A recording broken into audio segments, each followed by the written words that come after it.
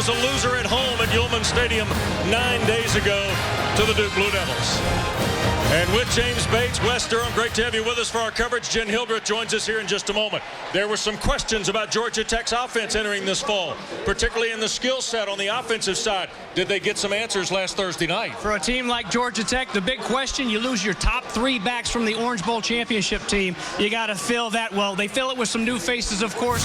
One of those is a graduate transfer from Stanford, Big Bad Patrick Scove, who scored 4 touchdowns his whole career for the Cardinal.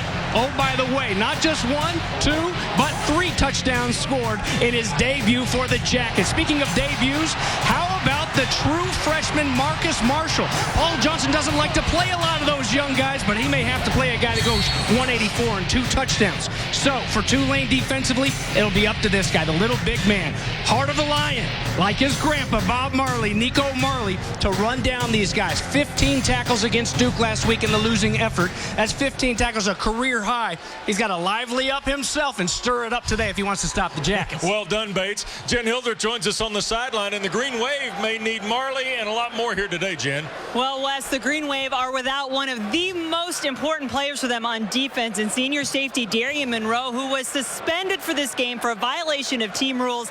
Monroe had started every game over the past 3 seasons for Tulane. And I talked to head coach Curtis Johnson just a few moments ago, asked him how much of an impact this would have on his defense, how much more difficult of a task it will be to try to stop this Georgia Tech offense without Monroe, and he said a lot. He was our signal caller on defense, one of our leading tacklers. It's unfortunate, but we've got to deal with it. Now, Roderick Teamer, a true freshman, was listed as number 2 on the depth chart, but it's going to be number 30, Tristan Cooper, the redshirt sophomore who did play in this game against Georgia Tech last year, has a little more experience. He'll get the start today, Wes. Jen, thank you very much. Tristan Cooper, the son of the former head coach at Louisville and Eastern Michigan, longtime figure on the college scene, Ron Cooper. And here are the 4 keys to the game, Batesy. All right, let's start with the Green Wave. Tulane, you have one job, and that's your job. You've got to be careful defensively, Curtis Johnson's team, not trying to do too much. Play within the scheme. Georgia Tech, turnover for what? Nah. You remember the turnovers from a year ago? Ted Roof's team, 29 turnovers on the defensive side. Offensively, they've got to continue to take care of the rock. Put it on the ground a couple times in the win over Alcorn State in the opener. Harrison Butker will kick it away for the Yellow Jackets as we get started here at Grant Field. All right, see you. Sherman Beatty, one of the 2 deep men for the Green Wave. Along with Josh Rounds. Beatty had 2 returns for 20 yards last week against the Blue Devils, and Butker gets us started and hammers it into the band in the north end zone. So the Green Wave will start off its 25 or their 25-yard line, and here is a good-looking redshirt sophomore, James Tanner Lee. Absolutely. He was the guy last year. Looks the part. 6'4", 220 pounds. Jesuit High School, played in a lot of big games back in his prep days. He's just got to get into a groove early. He's got to get relaxed. I don't think he ever felt comfortable last week, and they were hoping, obviously, that their sophomore would lead this charge offensively right out the gate against Duke. It wasn't the case. So play calling is going to be important to get his feet wet and get him comfortable early in this one. That's Beatty coming out of the backfield. McCormick, the linebacker, follows him, and Lee stepped away from 1, 2, but won't get away from the next set of Yellow Jackets. Rod Rook-Chungong was the first guy there to bust the pocket on Tanner Lee. 67% of the time on first down, Tulane throws the football. Ted Roof told us yesterday, scouting these guys. So they pin their ears back and they blitz, they roll the dice. Those are pretty good odds. 67% comes up right. And here is Sherman Beatty, getting maybe a yard or 2 toward the 28. B.J. Davis, Keyshawn Freeman, a junior and sophomore respectively for Paul Johnson's team. So now 3rd down, and last week, James, Tulane just 2 of 14. A year ago, they were only 33% on 3rd down.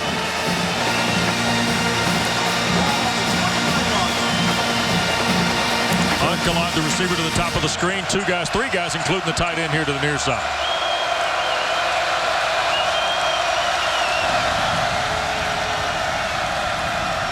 Lee to throw. This is Veal, and he'll be trapped at the 31. McCormick, the linebacker, on the play. Good job by Georgia Tech. A nice 3 and out. They brought B.J. Davis late. Defensive backs knowing where the chains are, keeping everybody in front of them. Impact players today brought to you by Toyota. LaZedrick Thompson. If you do a word scramble there, it looks like laser. That's the way he runs. But you straight and fast. And in tight end, Charles George had a great freshman year. Didn't have a great start last week against Duke. They really need to lean on him a little bit today offensively. First punt by Peter Piccarelli toward Jamal Golden. Off the 20. Golden circles back. 40. Near sideline, Golden tiptoes into Tulane territory to the 37-yard line. To call the special teams west of Tulane an adventure last week against Duke is being nice to him. It wasn't very pretty at all back home against the Duke Blue Devils in the loss, and that's just the way they start here today. A nice job by Jamal Golden, the starting safety who means so much defensively, means a lot to this offense. Great field position to start this thing for JT. 44-yard return by Golden. Here is Thomas. Redshirt junior, Prattville, Alabama. Scove is the B-back. And Thomas on the option. He'll keep and pick up almost 10 on first down. LaFrance, defensive end, makes the play.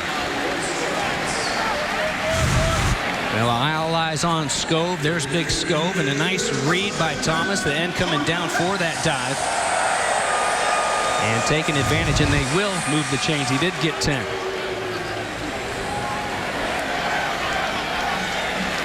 Slot set for the Jackets on 1st and 10.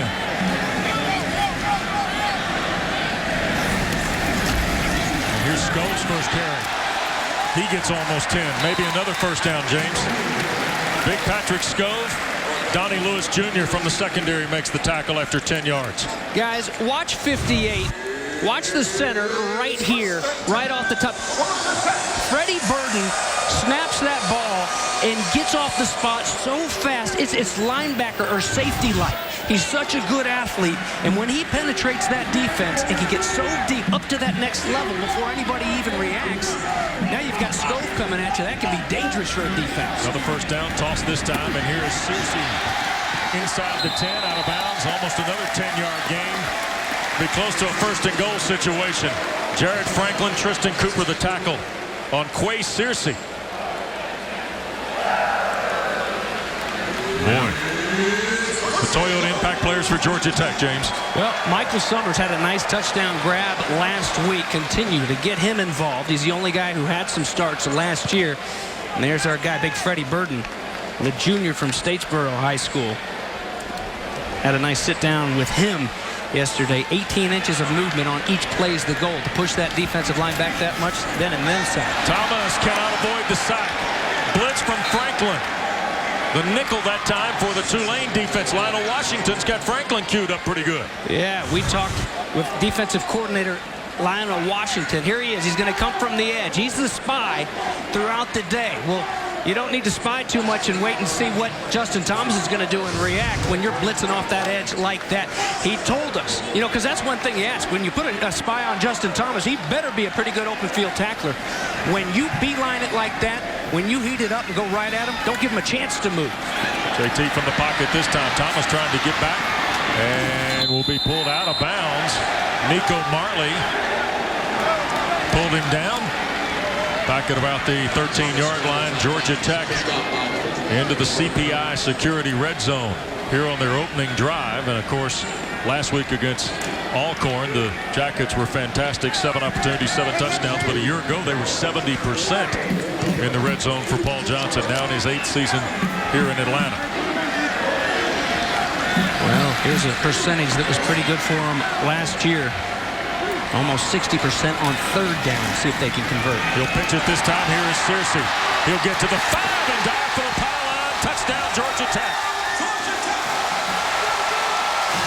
Michael Summers might have freed him the last 7 or 8 yards there, James. Well, you asked me off the top, Wes, the questions they had in the backfield. They lost their top 3 guys from last year's run. These new faces, well, we highlighted Patrick Stove, his 3 touchdowns from week 1. Marcus Marshall, his 2 from week 1. But Quay Searcy came out there, the redshirt freshman. He had a great night. Ike Willis had a great night.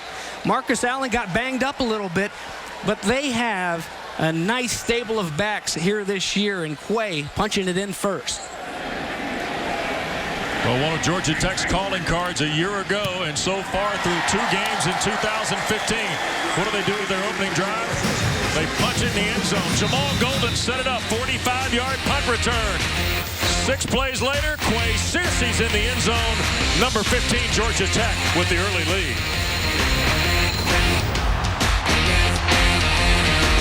By CPI Security, your local Ford dealers. And FanDuel, the leader in one-week fantasy football. Well, they're spit shining and making sure the Ramblin' Wreck is all ready to go since the early 1960s. The old Ford Model A has led Georgia Tech onto the field on this historic venue, Grant Field. With James Bates Wester up the Jackets with an early 7-0 lead. And Bucker going to hang this up. Beatty will have a return from the goal line. And Sherman Beatty slipped 2 tackles and finally gang tackled at about the 27-yard line. So Tulane falls behind after the Jackets' first possession. You hear so much talk of the spread. You get your athletes out in space, let them make a play. Watch this here. So everybody, boom, nice pitch by Justin, and it's the right read, and then up to make the tackle, Donnie Lewis from the safety spot. That's the one-on-one. It's the same, the spread that you see all across college football. And this offense of Paul Johnson's, it's very similar. You get those athletes out in space and let them make a play. Quay Searcy making Johnny Lewis miss, and the nice block down the field by Michael Summers. That's what it's all about. 2 backs in the backfield for Lee, who works from the gun again. And here on first down, middle of the field, and Devin Breaux, who had the touchdown last week against Duke, the big catch and a first down for the Green Wave. Pickup of almost 20. Hey, they blitz us on first down last time. They're going to come again. Nobody there in the middle. That's a nice play call and a nice throw for your quarterback who you're trying to get some confidence and you're trying to get him into a little bit of a rhythm. That's an easy throw for a quarterback right across the middle, and you move the chains for the first time today. That's Kelly, the big fullback in motion. Lee on play action. Up in the pocket. Now going to set and fire. Next field deep for Tulane, who cannot make the play. 2 Jackets back in coverage. DJ White, Jamal Golden there. Well, it was a pretty throw too, Tanner Lee. Nothing to be ashamed about right there. He drops it right in there for Veal. Let's see. Watch DJ White. DJ White, the senior. You see his right hand there. He's trying to, the strength, the hand strength, the arm strength. And to do it, as a freshman, DJ White probably grabs him in a spot where the official can see it. This time, very sly, keeping that hand of Veal down. Pretty tough to go up and snag it one-handed. Pretty throw and a pretty defensive play by the cornerback, DJ White. 2nd and 10 inside, and this is LaZedrick Thompson's first carry of the day. Junior from LaPlace, Louisiana, a couple of yards. It'll be 3rd down, and we get a look at our Toyota Impact players for the Jackets on defense. Well, right on cue. There's my favorite DJ out there on the field today, DJ White and PJ Davis, who's had a couple tackles already. Had the big blitz earlier. He's fun to watch blitz. 5'11", 218. You wouldn't really think of him as a great blitzer, but they like to move him around. He does a good job with timing, good job in the open field, and knows how to run them down. Again, Tanner Lee, the sophomore, in a 3rd down and long. 3 receivers, a tight end. Lee up in the pocket, has to bail out and throw. He did toward Trey Scott, his tight end. Incomplete. Lawrence Austin had him wrapped up for Georgia Tech in the pocket. And Tulane will have to punt with the senior Piccarelli. Good job here by the middle of this defensive line to get some good push. Last time he stepped up to throw and there was room for him. Here there's nothing there at all for him as Austin's coming off the edge, and it was good coverage. You bring the blitz, well, you better have some guys that can cover down the field. Everybody in a green jersey was covered up by the guy in a white jersey of the Yellow Jackets. Golden's first return, 45 yards. Here's Piccarelli punting again to the senior Golden, and he'll watch it hit, skip inside the Georgia Tech 10 to the 9, and Rowe will down it there for the Green Wave. So Justin Thomas and Georgia Tech will be backed up after a 41-yard punt. We'll return to Bobby Dodd Way in Atlanta after this. He's like a little Tasmanian devil out there. He's all over the place. He's a fun guy to watch play. I mean, he really plays hard, and he had a bunch of tackles against us a year ago. He's a good player. James, you know when the opposing coach talks about you, you're doing something right. Especially when he's never listened to your grandpa's music. You know, a lot of people get fired up, me included, about grandpa. You know who I get fired up about, too, when he plays just like him? Is Rohan Marley. His dad was a great linebacker at Miami. Dive play on 1st and 10 off the Georgia Tech 10, and Scove gets 5 before LaFrance makes the play, Jen. Well, Wes, just like Coach Johnson, I have enjoyed watching Nico Marley these first couple of series. He is literally, I think he has talked to everybody out there individually on his defense at one point or another, whether it's Tristan Cooper, the guy who came in for Darian Monroe, and you see Marley telling him where to go, what to do, whether it's yelling at guys. He was hot after that touchdown, or encouraging them as he was doing on the bench before they came back out. 2nd and 5 and a counter on the option read for Thomas. 1st down and more. And he'll step out of bounds up near the 30, and a marker in late on the play from the back judge as Donnie Lewis Jr. had the angle on Thomas. This is going to be the first penalty of the season against the Yellow Jackets, too. They're going the other way. I think it's an illegal block is what we're looking at. Now, the referee today is Penn Wagers. Illegal block below the waist. Number 3 on offense. Half the distance to the goal.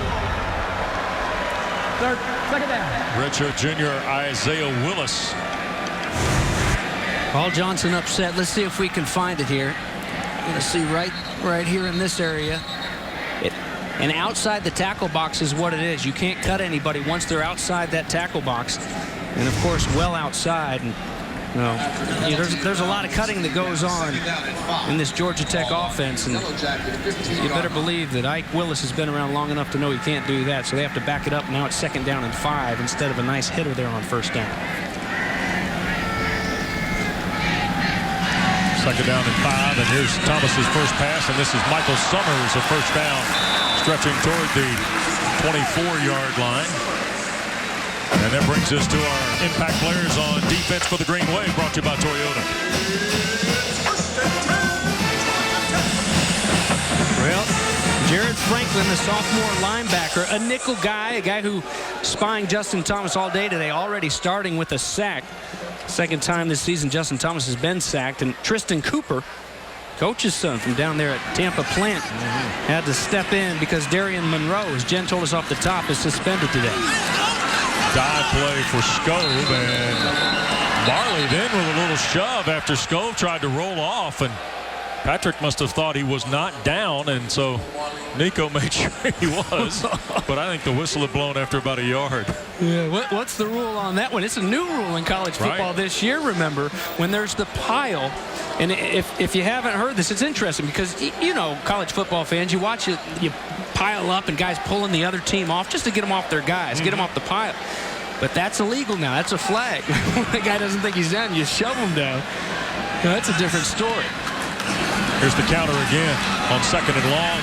And the pitch, and Snoddy fumbled it, loose change. Ball still bounding around, and the Green Wave have it at the 25 of Georgia Tech. And there's the flag. There it is. And being pushed off the pile was Isaiah Willis. And we're getting ready to see the penalty you just spoke of. James, as Tristan Cooper recovered the fumble. And ball security, Jared Franklin made the play here. Nico Marley does a good job of adjusting his angle, and Jared Franklin. After the play is over. You know what? Dead ball, unsportsmanlike, 17 on the defense. 15-yard penalty, 1st down. That's a heck of a job adjusting by Marley. And, you know, I wasn't sure what to think. Jared Franklin, of course, his defensive coordinator, Lionel Washington, is going to say, oh, he's a great open field tackler. But it's Justin Thomas, the Orange Bowl MVP, that he's assigned to, that he's going to spy on all day long. They were right. Jared Franklin, we've seen it a couple times today. When you don't give a guy to make a cut, when you don't give a guy any room to wiggle, and you just decide that you're going to go make this play, make this tackle, That's when you get the special football players, just instinctive, and that's a huge turnover for Tulane. Can they do anything with it now? Inside Georgia Tech's 40. Lee to throw again on first down, and Veal offline, and now a marker thrown in as Chris Milton was there defending for Georgia Tech against Teddy Veal, the sophomore from Bridge City, Louisiana. He and Dontrell Hilliard led the wave in catches last week in the loss to Duke. Pass interference. Number 6 on the defense. Automatic first down. Milton, who had 2 picks, the pick 6 against Clemson last year. Here it is coming right at you. They're tangled up a little bit, both guys, really. That second penalty of the season for Georgia Tech only. And here is the carry by Rob Kelly, and he gets maybe a yard. Georgia Tech, the gold helmets rallying to the ball. Keyshawn Freeman there, freshman All-America season go from Hogansville, Georgia. Kelly's the senior, good leader on this team. They lost their leader last year. He had to sit out due to academics. Just 3 carries for 5 yards against Duke. But he's a good hard runner, as you see right there, when there's a hole for him. He's good with his hands out of the backfield. So changing it up a little bit, going with the run on first down. But a good job by the Tech defense to stuff it.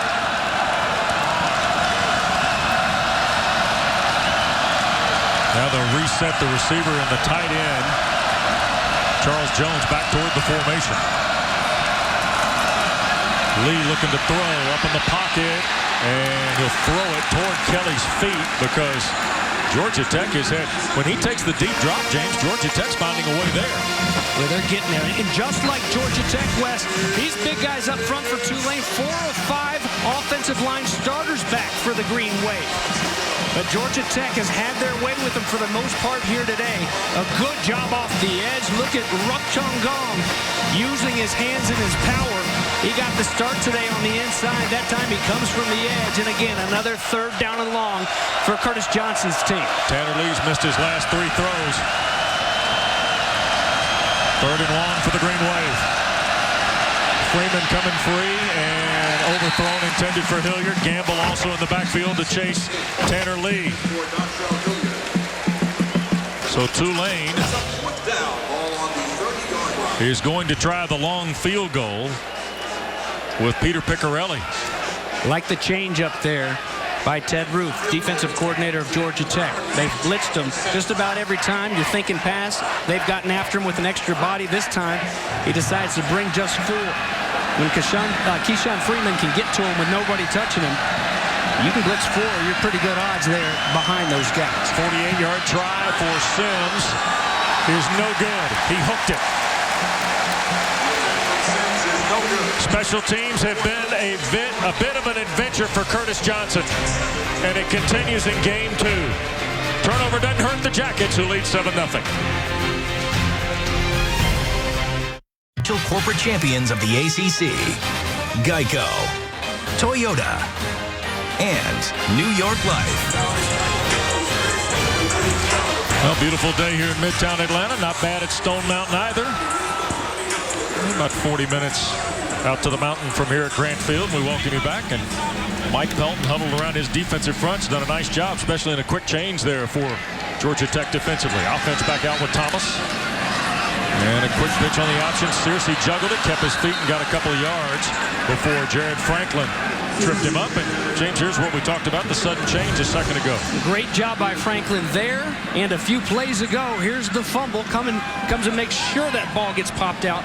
Turnovers were a key. We talked about it on the top. Not only for Georgia Tech to force a few, but for Georgia Tech also to hold on to it offensively. And that's one thing, if you remember early in a game that was interesting, a little too interesting for Paul Johnson's squad last year in New Orleans. They put it on the ground early, and the tone was set by this Tulane defense. They need to take care of it. Here's Thomas again, coming on the option. Kept it, spins, eludes, first down. Wow. Almost gave you the full catalog of moves there, didn't he, Batesy? Little of this, little of that. Boy, Justin Thomas, you know he's got to be hot after turning that ball over. Good read now on the inside. And look, just as we get bragging on Jared Franklin, This is what I was worried about, is in the open field. As good as we've seen him make a few tackles here today, gosh, you know Justin Thomas has got a few in him as well. And nice little spin right there to move the chains. I see you Labor Day night, Braxton Miller. Let me show you what I got, right? Here is Scove, and just hammering away. Patrick, second effort to midfield, maybe. Corey Redwine from here in the Atlanta area, and Franklin make the stop. But Justin Thomas, this junior redshirt, Prattville, Alabama. A lot of attention paid to him in the offseason, James. Well, justifiably so. That Orange Bowl MVP. He was a captain of this team as a sophomore. Paul Johnson waits till a couple games in until he lets the team pick a captain. Almost unanimous as a sophomore quarterback last year. So you know he'll probably be again this year. He went for 3 rushing touchdowns in that Orange Bowl game. Here is Scove again. Dive play behind left guard and left tackle. And Patrick Scove gets the first down for Georgia Tech. Who is it, messing with Sasquatch? We met with Scove yesterday.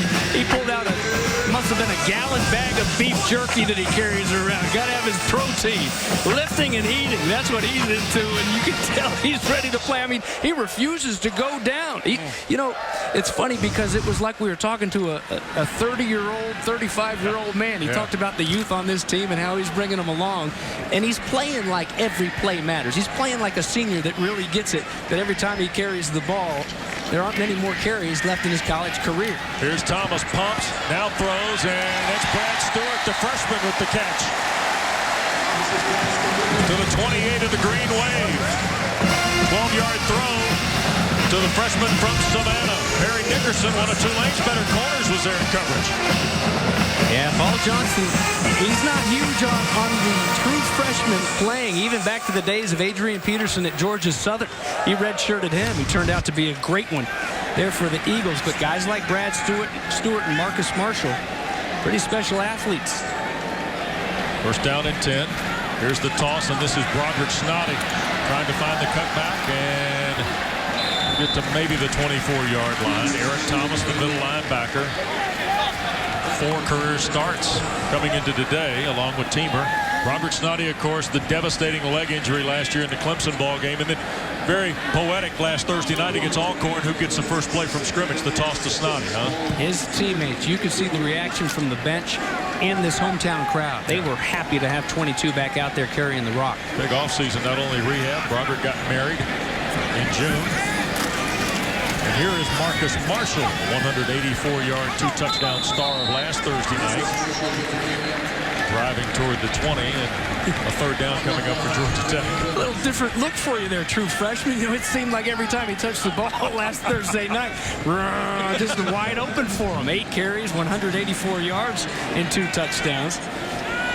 A little bit stiffer up front there, defending against him that time, this Tulane Green Wave defense. Paul Johnson told us yesterday, for all Marshall knows, he's out running down I-85 in the middle of the night in the connector here in Atlanta. Like The Walking Dead, nobody on the streets. Third and short, Marshall will have the first down toward the 16. Georgia Tech now 2 of 2 on third down. Tanzel Smart, Robert Kennedy, a redshirt freshman, make the play for the Green Wave. There's a look at the 58-year-old native of Newland, North Carolina, now in his 8th season and 19 years as a head coach. 166 wins for Paul Johnson. And now a timeout at the end of the quarter. So the first 15 minutes in the books here at Grant Field and Bobby Dodd Stadium in Atlanta. Jackets with a 7-0 lead. A touchdown from Quay Searcy, the only marker so far in the ball game.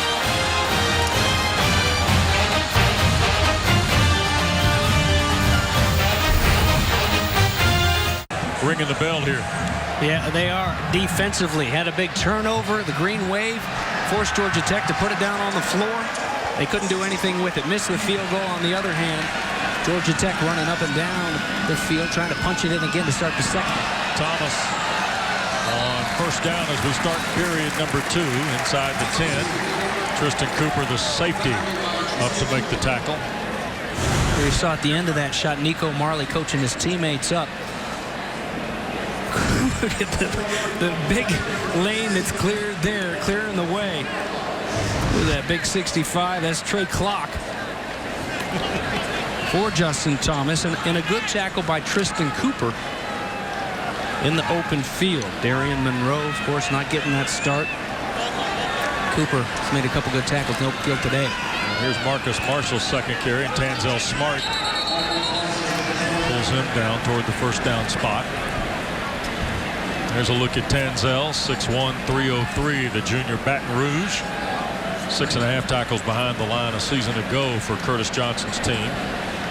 Tulane, by the way, a season ago won just 3 ball games. They went 7-6 in 2013, but had some veteran guys on that squad. And then last year the rebuilding started. We saw Lee as a freshman, redshirt freshman against Duke about this time a year ago.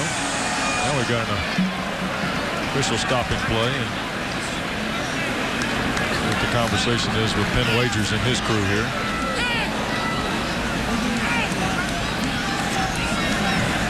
The line judge is Jeff Jones, and the head linesman now, John Hoffman, in for a visit. Clock's running meanwhile, which is one thing we could have used in the second half last week for our broadcast. The clock here is lost. Probably, what, 20 seconds, you think? Oh, more than that. Yeah. We do have a first down. Meanwhile, we played about 2 minutes here in this second quarter. Off one play, we played 2 minutes, Batesy.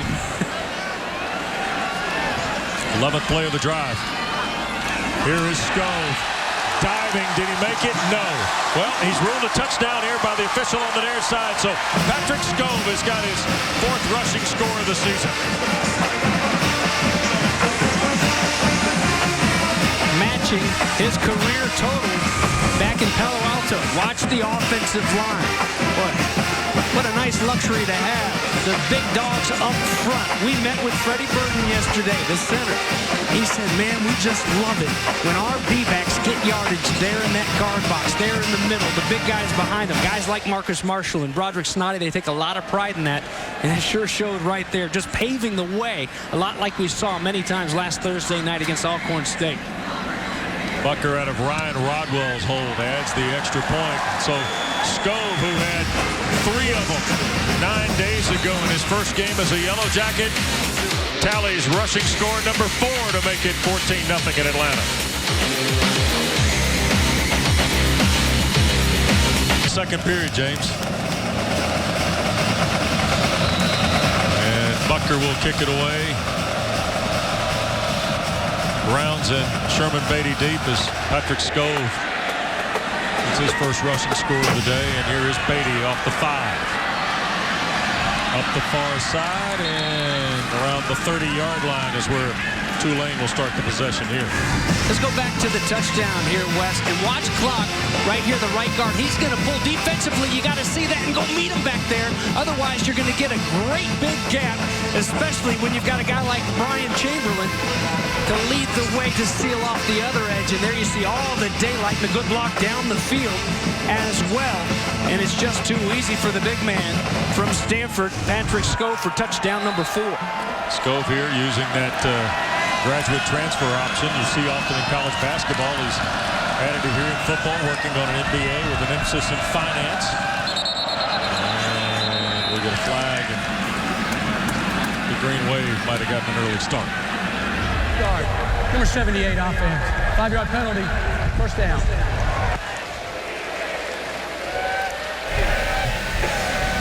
I mean, you know, we talked to the offensive coordinator here of Tulane, Eric Price, and it's just Tanner Lee, he couldn't emphasize enough. He just needs to settle down. We need him not to think and just play, because he is a player. We're going to try to whittle down the package, and we're going to get him comfortable, get him relaxed, and let him play. But when you have little 5-yard penalties, now it's 1st and 15. You're just fighting upstream. You can't do it. Here's Kelly, pulled down, and that's DJ White on the far side. Nice read defensively of that play, James. Oh, absolutely. Smart, heady cornerbacks, the entire secondary here for this Georgia Tech defense. Don't panic, step up, get that head across, bring those feet a little bit more, DJ. But a nice tackle. You know, a gain of 2, and now you're looking at 2nd down and 8 instead of 2nd down and 13. Lee trying to move the pocket and overthrows the tight end. That's Trey Scott, who is from nearby Powder Springs, Georgia. Scott Blake and McEachern for Kyle Hockman, who's done just a fabulous job with that program. We've seen a couple third down and longs. We've seen the blitz on third and long from Ted Roof. Last time out, though, on third down and 10, they chose to just rush 4. Keyshawn Freeman got there. He did it up on Tanner Lee. Let's see what they draw up right here if they bring some of those backers. P.J. Davis is one of the best blitzers from the linebacker spot in the ACC. 3 receivers, a tight end in the set for Lee, who's 3 for 8 today. And Tulane is 0 for 3 on third down. Middle of the field and looking for Scott. And in between was McCourtis and Golden. Tyler McCourtis, the linebacker, and Jamal Golden, the veteran safety. Good job by McCourtis to just watch those eyes of the tight end running right down the middle. Good job, better job by Tulane to protect on that quarterback this time. Plenty of time for Lee in a good throw, but McCourtis, you know, not peeking back there. Sometimes as a linebacker you get caught, but you know your assignment. Wasn't quite stride for stride, but in position, those eyes open up on those receivers, snap that head around and knock the ball away. He does just that. Snap was fumbled, and then the punt's blocked. Picarelli had it blocked. Chris Milton did the damage. And Tulane special teams, the wall's starting to crumble again for the Green Wave in that category. A couple years ago, number 6 led the nation in punt blocks. He had 3. Here's the first one in 2015. And helping him out a little bit is Peter Picarelli. Not a bad snap at all.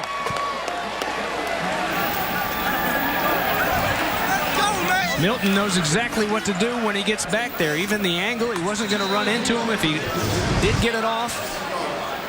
Big turn of events for Georgia Tech, and now they're knocking on the door one more time against Johnson's defense. Marshall and Searcy are the A-backs. Thomas throws it here to the near side. This is Ricky June. His first catch of the day down to the Green Wave 5-yard line ahead of Roderick Teamer. As Tulane went man here in the red zone. Curtis Johnson has got to be completely sideways with special teams here, James. Through 2 ball games. Last week, even something as innocent as, you know, offsides on a punt by Duke extended a drive for Duke that ended up being a really big score in the ball game. They're going to get off the field. You're absolutely right. And the kick cover was terrible. And Sko only got a yard or 2, but went down a little awkward. Tanzel Smart was there. But, Jen, it looks like Patrick Scove is up and okay. And you know that doesn't surprise you. Look at the guy. James said messing with Sasquatch, but he might be the most intelligent and interesting Sasquatch that you've ever seen after we talked to him. I mean, the guy came to our meetings yesterday, okay, wearing these dark rimmed glasses, a green tie-dye t-shirt that at one time was more than 6 inches wide across the front. And he's just such an interesting character. As he said when he described his running style, I am contact-oriented. No truer statement there so far in the college football season. And Justin Thomas calls his own number and scores standing in the end zone. And the Jackets made that look really easy, James. Thanks in large part to the guys out on the edge blocking. There's a jacket down, though, in the back of the end zone. Offensive lineman. Take that back. I'm not sure who it is. So the 4-yard run by Thomas, and that is quite seriously the A-back. Well, Nico Marley's upset with his teammates here, James, as Thomas just started doing the math on that play, didn't he? Well, and some of it, absolutely.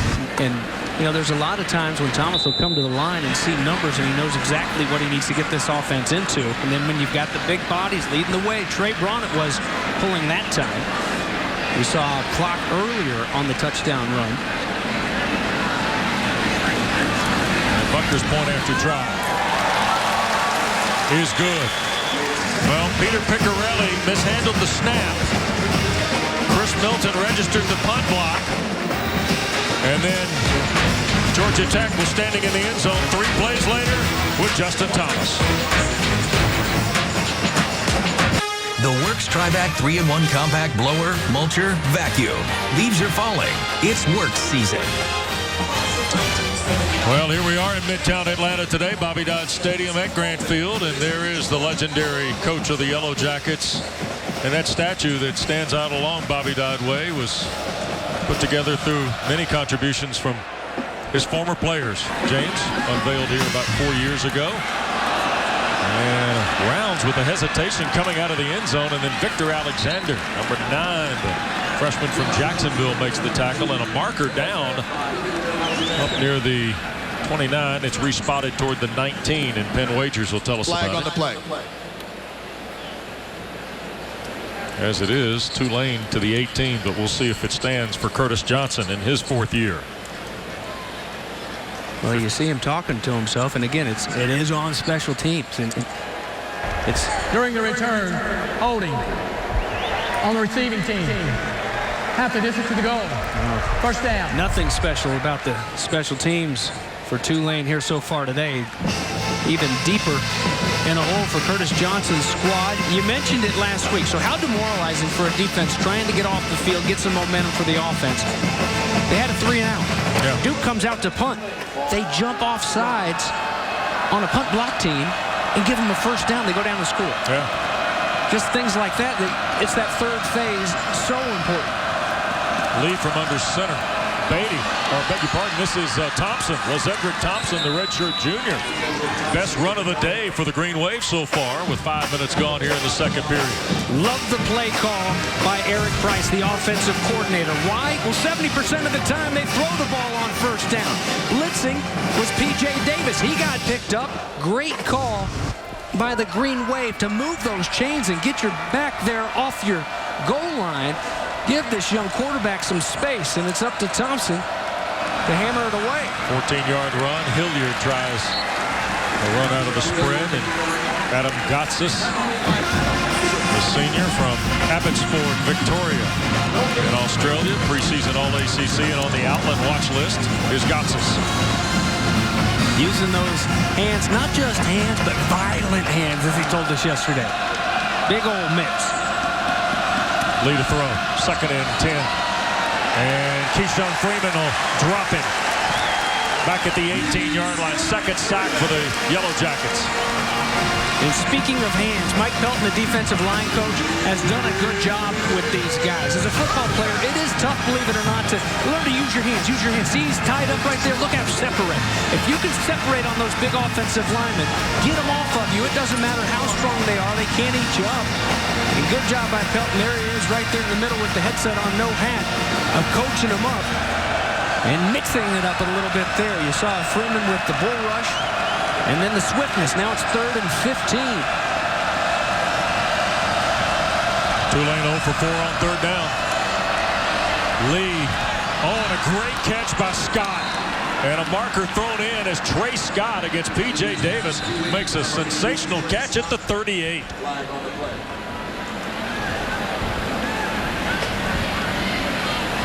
Nice play for the young man from here near Atlanta. Well, P.J. Davis was right there on him. May have been holding on to him a little bit. And I'm thinking the flag's on P.J., but, you know, Trey Scott, just to get those hands off of him, that might have been seen as a push-off. Holding.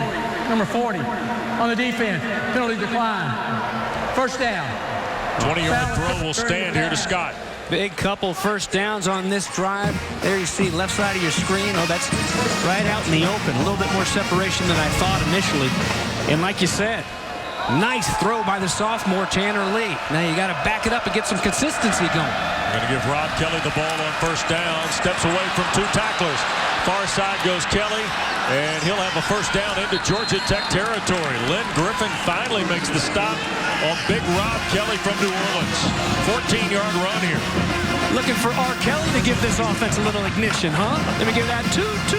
Good job blocking up front. And you know what? He does all the work. At first I was going to say you got to just tuck your head and go get 2. Don't go for the loss. But he kept those feet going. And there's the excitement of a guy who had to sit out all last year and watch his buddies play football. He's back out on the field. And the senior from New Orleans has the 3rd first down of this drive. Longest drive of the day so far for the Green Wave on their 5th possession. And here's Lezedrick Thompson.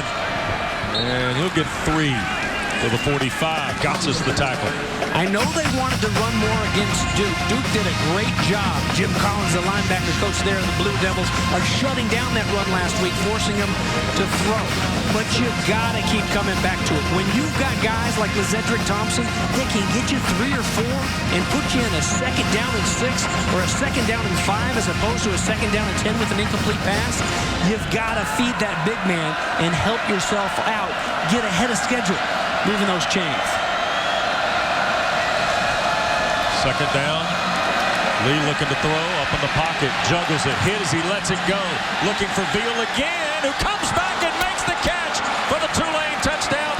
It's Devin Breaux. 44-yard throw, and Tanner Lee had to elude the rush and then stay on point. And Breaux, who made a sensational catch last week for a score against Duke, does it again here today against Georgia Tech. Well, Wes, that wasn't pretty. But the Green Wave will take it any way they can get it. Here's the ISO on the receiver. Meanwhile, back in the backfield, Tanner Lee is juggling it. DJ White had coverage. Looked over his inside and lost separation. 7 plays, 91 yards, 3 minutes, 20 seconds. Tanner Lee and the Green Wave on the board in Atlanta. Well, the Green Wave on the board. Devin Breaux, who had the huge touchdown catch last week against Duke, does it here today to get the Green Wave on the board. Tulane trailing 21-7 on a 44-yard strike. Tanner Lee doubled his passing numbers on one swing. Sims kick will be through the end zone, and Georgia Tech will play off its 25, James. Well, let's go back and watch it. And right off the top, watch big Adam Gotza's in the middle. Nice little move. Comes in there, gets a piece of it with those big paws. Tanner Lee, what a great job. Now, pause it here. The separation between these two. DJ White has played that corner position long enough to know that you can't give him space. He comes over the wrong shoulder, inside shoulder. Proper technique for a cornerback, a guy that can run like White, even though he's going up against a track guy, is to keep that body on your body. Feel him, feel him. Watch those eyes snap that head around the inside, and it's an easier play. He got lost by looking back over his outside shoulder. And not to mention Jamal Golden was late getting there, held up by the intermediate route. Big play for the Wave. Thomas eludes the blitzer. Franklin to his right. And Justin going to step out of bounds after about 5 on first down. It's Stewart and Searcy both downfield. There you see, there's the missed block in the backfield. And again, it's Jared Franklin who had a shot. You got to keep him bottled up. You know, we ragged on him so much in the first half, or in the first quarter rather, about his open field tackling. Right there, when you get free on a blitz, sometimes you don't expect to be that free. You can't be surprised. You got to expect to make those big plays all the time. The dive play is Scove for a couple of yards. It'll be 3rd and about 3 for Georgia Tech. Calvin Thomas playing in that defensive front for Tulane. Scove now 47 yards on 8 carries in this first half.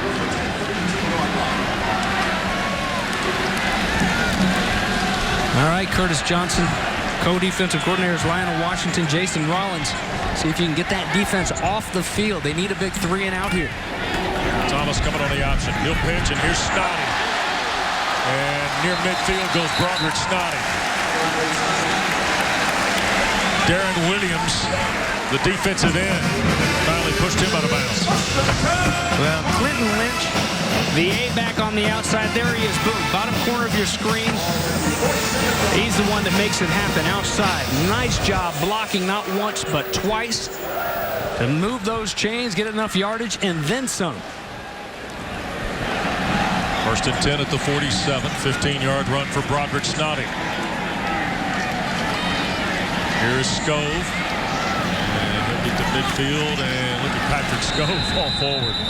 Williams again, the freshman, makes the play for Tulane. Jen, it'll be second down with just better than 5 minutes to go here in the first half. Well, it's interesting this season to watch Justin Thomas, his second year as a starter in Paul Johnson's offense. The last quarterback to do that was Josh Nesbitt. I talked to him about Justin Thomas and about running this offense, and he said, it really took me 2 years to get this offense, to understand why we're running a particular play and why we're running it to a particular part of the field. He said everything comes easier in year 2. It's all about the reads. Everything happens fast and quick, but it slows down a lot in the second year.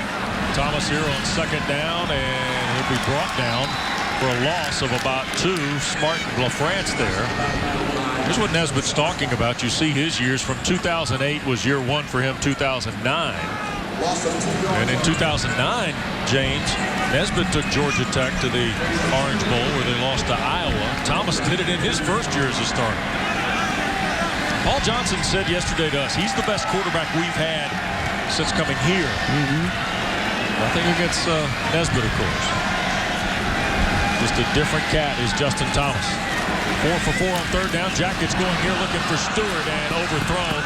Nickerson in coverage for Tulane. So it'll be 4th down and 8. Nico Marley in the backfield to fiddle around with Justin Thomas on that attempt. Well, not only did they bring the pressure, but they didn't give him an exit. It's so important. We've seen already on this drive, Jared Franklin come free in the backfield. This time they had him bottled up from the outside and in, forcing a 3 and out. Third punt of the year for Ryan Rodwell toward Veal, who signals for and makes the fair catch just shy of the 15-yard line. 3:48 to play before halftime. Centennial Olympic Park, not far from Grant Field here on a Saturday in Atlanta. Lead for Georgia Tech here in the final stages of period 2. James, I would offer this. After they held Georgia Tech to 6 plays on the possession and a punt, Tulane, who just had the long touchdown pass a moment ago, is a pretty big series for Curtis Johnson's team. Huge for both teams right here. Could be most important series of the game. If they can at least get a couple first downs, it's huge for Tulane. Hilliard gets maybe a yard on first down. McCourtis, Tyler from Normal, Illinois, redshirt senior out of a football family who was recruited originally as a quarterback but has clearly found a home at linebacker. Downstater, baby. I married a downstater from Decatur, Illinois. They're tough, too. Bunch of soybean fields there. Second down and 9. Curtis Johnson knows what we were speaking of, too. This team's able to put something together here. It could be pretty big. Lead of the gun. Play fake. And throwing for the tight end, and it's Charles Jones II, sophomore from New Orleans, with a big first down catch for the Green Wave. And DJ White there to make the stop at the 28. See what Lee can do with a little bit of time. Stands in there strong, nice in that pocket, and a nice window for him. And that's the Charles Jones they need to show up. Honorable mention, freshman All-American. Best year by a freshman tight end in Tulane history. And White was on him, but he used those hands to go out and pluck it. Hilliard is the back. Lee, first down give. Dontrell Hilliard tripped up as he crosses the 30. Looked like Gotsis got a hand in it and was able to take Hilliard off balance. Wes, you mentioned it, how big this series is. Imagine Tulane comes, throw a couple incomplete passes, short runs, have to punt it away. Paul Johnson, with 3 minutes left on that clock, that's ample time to go down there and punch it in one more time and take every bit of momentum into the locker room. Tulane needs to capitalize on the fact that they had that big 44-yard touchdown strike and hoping for a little bit more here with 2 minutes left in the first half. That's Trey Scott, the other tight end in motion. Lee sacked. Wow, third sack of this first half, and Tyler McCourtis there for Georgia Tech. And an injured player is Uzdevinis. The left tackle, Arturo Uzdevinis, who's got 26 career starts, is shaken up and down. He's really upset, too. That's a team leader, the senior from Jesuit High School back in the Tampa area in Florida. So Georgia Tech stops the clock with 1:50 to play with the timeout as the veteran left tackle's taken care of here.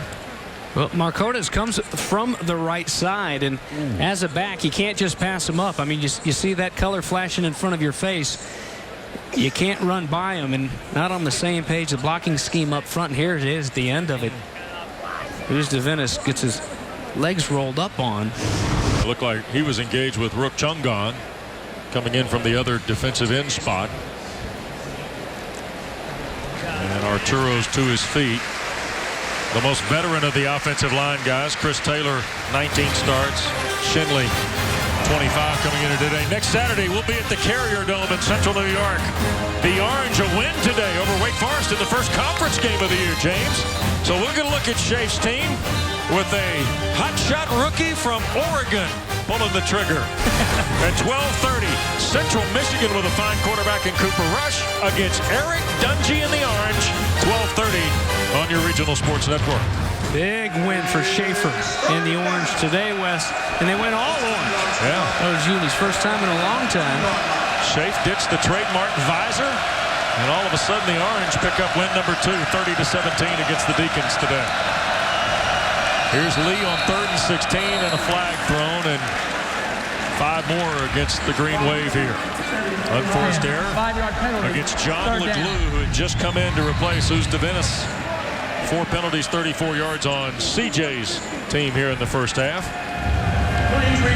Well, and the story for the Orange is that Eric Dungy, who's there replacing Terrell Hunt. My goodness, what a tough loss for the Orange. A torn Achilles for the quarterback of Syracuse last Friday night in their season opening win against Rhode Island. You see the list of the injured in the ACC. They're all stars, too.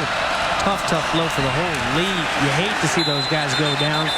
And just the draw to kind of get off the field here now for Tulane as they keep backing up, just trying to stop the bleeding.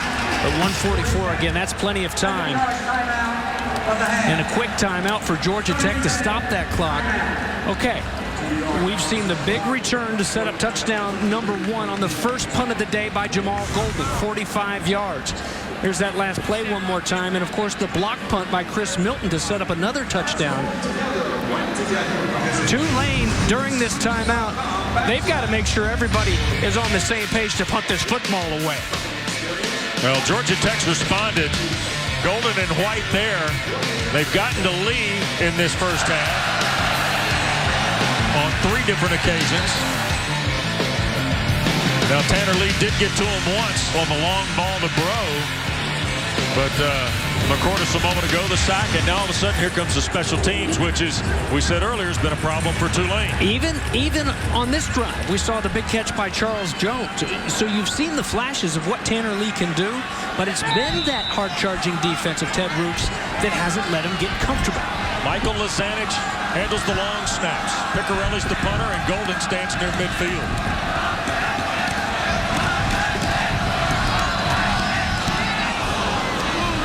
Wobbly kick, Golden up for the fair catch at the 38-yard line. 39-yard line. 1:37 to go in this first half. And all throughout the year, I should say, we'll remind you we're giving away a Honda generator each week for 5 weeks during the college football season. Get in on the action. Go to foxsports.com/south/Honda for a chance to win a Honda generator to power your next tailgate. Just a 23-yard punt by Picarelli. Georgia Tech will play off Tulane's 38, James. Justin Thomas, Patrick Scove, that big offensive line. They want to drive right down and punch it in and take every drop of momentum into the locker room. It'd be a fun halftime locker room if they can hold on to the ball and punch it in and do just that. Scove to the 33. Eldrick Washington making the tackle. Paul Johnson's team. Who says you don't hurry it up in this offense? Slot set now for the Jackets. It's 2-minute baby. Here's Thomas rolling out. Going to take the shot. Searcy there and just overthrown. He had gotten behind Franklin, the nickelback, who spent most of the day tending to Justin Thomas and that time dropped in coverage. Well, and a little bit of space by Searcy on the sophomore safety. And a pretty ball, but just a little bit too strong. And here's the reaction of Justin Thomas. Boy, he threw one Michael Summers, we didn't realize Summers actually ran the wrong route. Those of you that saw the touchdown throw from Thomas to Summers in the opener against Alcorn State, making up for it with the precision of the throw. Thomas, what can they do now on 3rd down and long? Here's Thomas, going to counter, pitch it. Marcus Marshall, 25-20, and knocked out of bounds near the 15 by Donnie Lewis Jr. Wes, this might be a forward pass. Watch Justin Thomas just adapt. Hey, you know, it's a freshman, maybe not the exact pitch relationship you want, absolutely not even close. Yet he makes up for it. He doesn't panic. He's just such a cool cat in this offense, and it is a forward pass. Should go down anyway in the stat book. So misses on one, but completes a big one on 3rd down to move the chains inside the 20. It is scored officially a pass. In motion, that's Searcy. Here's Thomas. Rolling. Searcy open. Touchdown, Georgia Tech. Closest guy was Donnie Lewis to a wide open Quay Searcy.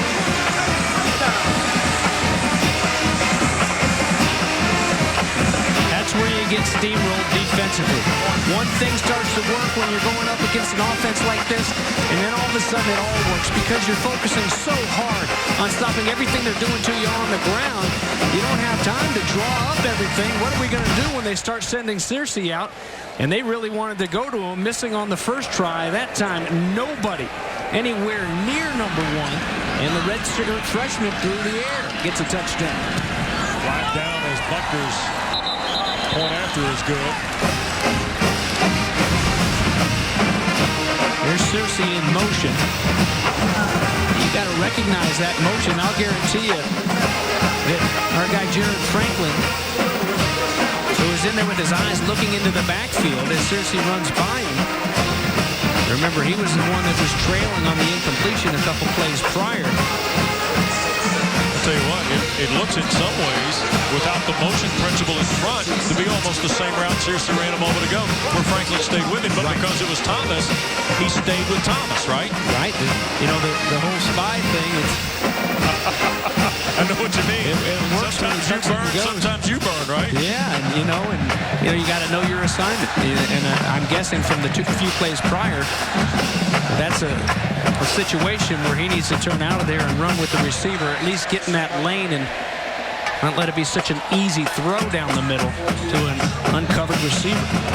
5 of 7 passing for Thomas in the first half, 61 yards in the touchdown, and now with 1:01 to go, Tulane will start off its 25-yard line as you see Rounds down the ball. Here's a look at it from the end zone, Batesy. Right, and here is, I believe our guy. Go ahead and play it, guys. I beg your pardon. He's going to come further from the outside and let him run by. There was 6 at the very end from that deeper spot, the nickelback spot where he is spying. And he comes across. And you got to get a bump. You got to get some bodies in there in the middle. Nice, easy throw and big smiles now on the sidelines for the Georgia Tech Yellow Jackets. Well, not only did Tulane not take advantage of that possession we thought would be so important, James, Georgia Tech took advantage of the opportunity they were given. And it's 28-7 here in the final minute of this first half. And that's the difference between a top 15 team, a good football team. Lee eluding the pressure and incomplete. Looking to the far side, that's Teddy Veal, number 9 for the Green Wave. 6-foot sophomore and wide receiver. Had over half his catches in 2014 in their last 5 ball games. He and Bro expected to be quite a combination in the American this year for Curtis Johnson. Especially with this big 6'4" sophomore slinging it. Yeah, picked right up. Against Duke, he had 5 catches for 50 yards. Under a minute to play. In middle of the field, Beatty the catch, and McCourtis has made a lot of plays in this opening half. And don't forget, coming up on Thursdays, ACC All Access. What's it like to be friends with a superstar? One Tar Heel linebacker knows the answer. Senior linebacker Jeff Schottler explains how his friendship began with pro golf star Jordan Spieth. Catch that and much more with Olivia Harlan on ACC All Access. Check your local listings. Lee Out of the backfield, Beatty again. He'll have a first down. P.J. Davis drags him down, shy of the 39. Big because there's a timeout left for Georgia Tech. It's been such an adventure, that punt game of Tulane. You don't get a first down there, Tulane. Georgia Tech's going to use that timeout and at the very least make you punt it. There's no telling what's going to happen. I was going to answer that question that you asked, what's it like to be friends with a superstar? I'm not going to watch that show because I already know, because I'm proud to be your friend, Lester. Really? Yeah, oh yeah. Stop. Shoot, going. You guys, we missed you last week. Had to call that last preseason game against Falcons. Yeah. And then you're back at it on Monday night with Arch, right? Yeah, me and Arch Monday night. All right. Yeah. But thanks for being my friend. Unbelievable. It's good to see the offseason has not affected Batesy at all, Jim. I mean, it's been... it's good to be back. Dave Behringer producing. Great to have Lonnie Dale with us directing today in our outstanding crew. Great men and women are part of our ACC football coverage. Fun to be back with you guys. Thanks to Tom Wormy for handling last Thursday night with Alcorn. Had fun with Wormy. Yeah. He and Obi Mahaley called a tough one for Louisville today. Tough loss for the Cards. More on that coming up at the half. Lee drops back. 4 receivers. Tulane might have got away with a hold. Lee going to throw a laser that's out of bounds in front of the Green Wave bench, and that was Veal again. Well, you know, looked like Jockett, the right tackle, might have gotten a handful of jersey to help Lee get out of the pocket. There's 53-year-old Curtis Johnson. Now in season number 4 in New Orleans. You got to respect the fact, too, that he came out with 4 wide receivers trying to sling it and make something happen. You know, not scared to try to take a punch and put some points on the board. Here they go again. 3 to the right. Roll the lone receiver here to the left, and The ruling on the previous play and the incomplete pass. Previous play is under review. so Penn Wagers will get on the headset upstairs. The replay official Jack McElwee today, and they'll talk. And here's what they're looking at. They were quick to say no catch. Now, Look like his wallet is on the line. That's when you want to just carry credit cards, right? You don't want to bring all your cash to the game if you got your wallet in your hip pocket. Yeah. So quickly called an incomplete pass. So, okay, that's big, obviously, because that's where they'll lean. Now, the possession is the question, and the timing of the possession. Ball never hits the ground, but did he have full possession before his hip did go down to the boundary line? And I think that first look might be our best look at it. Here it is. Okay. I mean, that's the question right there. Is that, well, see, the ball's moving. Yeah. I think he, well, and maybe does it come out at the end? No, it doesn't. It doesn't come out. But I don't know that he had full control of that football. It was so boom, boom on the hip going out of bounds. And it was incomplete on the field. Well, the review. The ruling on the field stands. Second down. There we go.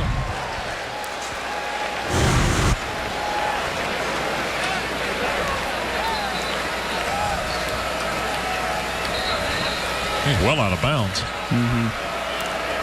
He's a yard more toward the field, maybe even.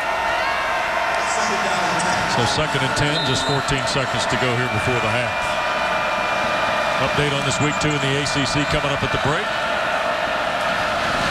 Lee, straight drop. Hit as he throws by Freeman, incomplete. Boy, the sophomore defensive end, Keyshawn Freeman, he and Gotsis and McCordis have really been playing in the backfield of Tulane here in this first half. Big 42. Here's your 93, Antonio Simmons, who they're so high on. Simmons from Jacksonville. Around the edge. Great rush. And we've seen these guys. What's really been nice is to watch these defensive ends mix it up. We've seen Freeman bull rush a little bit, use those hands, rip underneath. That time Simmons just the speed on the edge to get the corner. and bring the pressure, and another pop on Tanner Lee. He's been hit so many times here in the first half. They've had him rattled quite a bit. Georgia Tech playing a deep zone. They're going to run with Hilliard. Paul Johnson going to call his last time out with 5 seconds left. Absolutely. It'll be 4th down and about 8. Jabari Hunt makes the tackle. Missed a year ago with academics. Moved from linebacker to nose in that offseason. And in there to make the first play. First time we've called Jabari's name, the redshirt senior from Marietta's Hillgrove High School by way of Panama City. Just to remind you folks, you use that last timeout, 5 seconds left, to try to put this game almost out of reach with another big mistake by Curtis Johnson's team with this punting unit. Well, our Ally Bank turning point of this game came in the first half. And here it is. Speaking of punts, Peter Piccarelli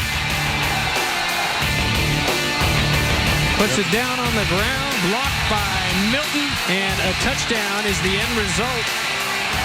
Quite a turning point in this game. Turning point brought to you by Ally Bank.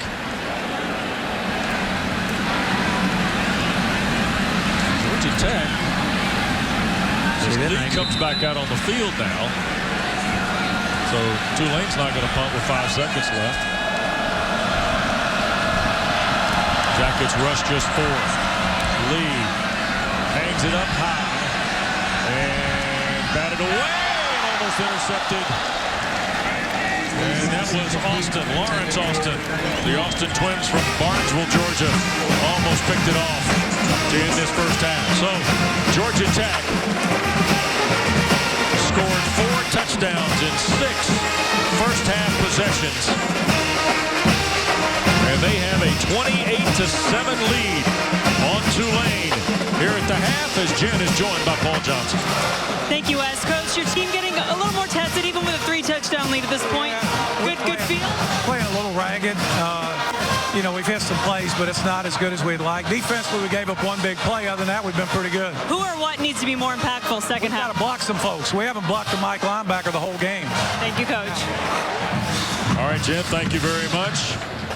Georgia Tech with a 28-7 lead here at the half. Stay tuned. Plenty coming up as our ACC Saturday continues. ACC College Football is brought to you by Hardee's All Natural Burgers, Honda Generators, and FanDuel, the leader in one-week fantasy football.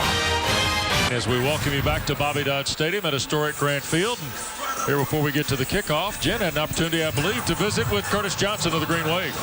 Yeah, I did, Wes, and I asked him how he tries to keep special teams and their frustration with it from affecting the rest of the game. He feels like they gave away 14 points, a big kick return to start the game, and then when the punt got blocked, Georgia Tech scored immediately afterward. He said, against a good team like this, you cannot give points away. They only had those 27 yards rushing. He said, we were just behind so much, we had to throw a lot, but we are going to try to mix in the run a little bit more in the second half. All right, Jen, thanks very much. Sims ready for the kick. And Jamal Golden, of course, who has 2 career kick returns for touchdown as a Yellow Jacket from Wetumpka, Alabama. Had the 45-yard punt return that set up the first touchdown today. Waits on the offer of Trevor Sims, who's played baseball at 4 different institutions and now football here at Tulane, and he'll hammer that through the end zone. Jackets will play for their 25. Gives us an opportunity for James Bates' FanDuel Huddle Up. Second half adjustments, Batesy, for both schools. Well, huddle up. They're mixing it up after that kickoff there. Well, for Tulane, move it forward. When they get the ball back on offense, you can't have penalties that take you back 5 yards. You can't get sacked after a couple big plays. You got to keep chipping away and move forward. For Georgia Tech, no big plays. Don't give up those 44-yarders. Don't miss a big play opportunity by putting it on the ground offensively.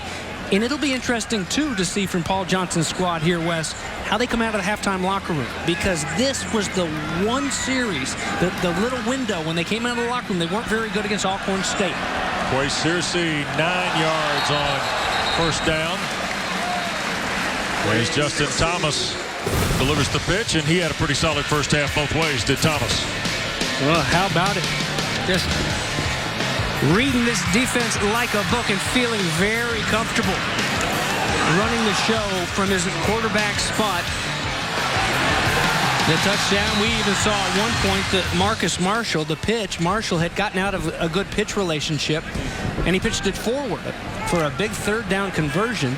That's a pretty nice hitter on first down. Second down and 1. I'll take that play call as an offensive coordinator all day long. Yeah, that's Quay Searcy who had the 9-yard carry. And here's Skov to convert the short change for the first down. Up toward the 38-yard line. Nico Marley, career high 15 tackles a week ago in the win against, or the loss against Duke, I should say. Made the play there. The middle of Tulane's defense. Paul Johnson concerned, if you heard him talk as he went off the field to Jen Hildreth. This guy right here, 52, big linebacker, Eric Thomas.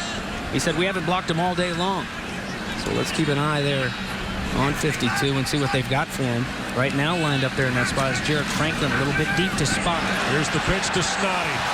Midfield to the Green Wave 45 goes Broderick Snoddy. Eric Thomas, the middle linebacker, comes to make the play for Curtis Johnson's team.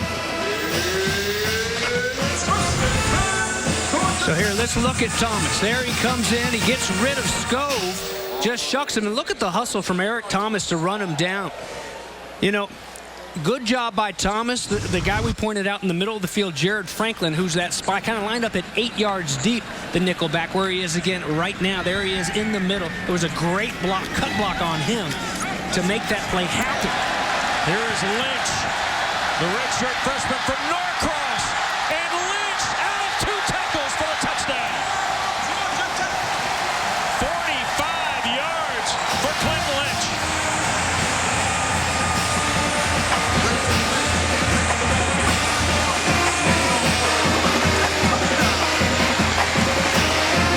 Throughout the first half, Tulane may have been out of position a few times to give up some plays, but you didn't see a whole lot of this. By this, I mean missed tackles. 1, 2, 3 missed tackles, and Lynch running through them all and making those angles all wrong.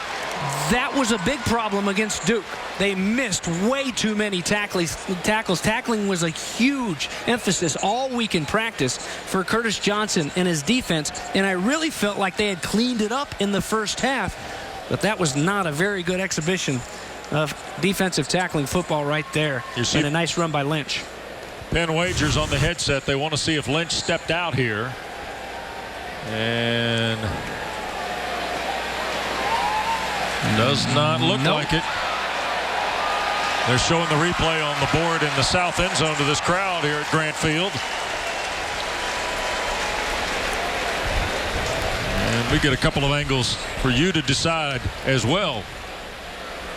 That's for review. Ruling on the field and confirmed. Touchdown. So Lynch has got the score. Young man from Norcross who won back-to-back state titles for Keith Maloof and the Blue Devils here in Metro Atlanta. An outstanding high school program. And boy, what a pretty run from Lynch there. And in 4 plays, they go 75 yards in 2:02, James.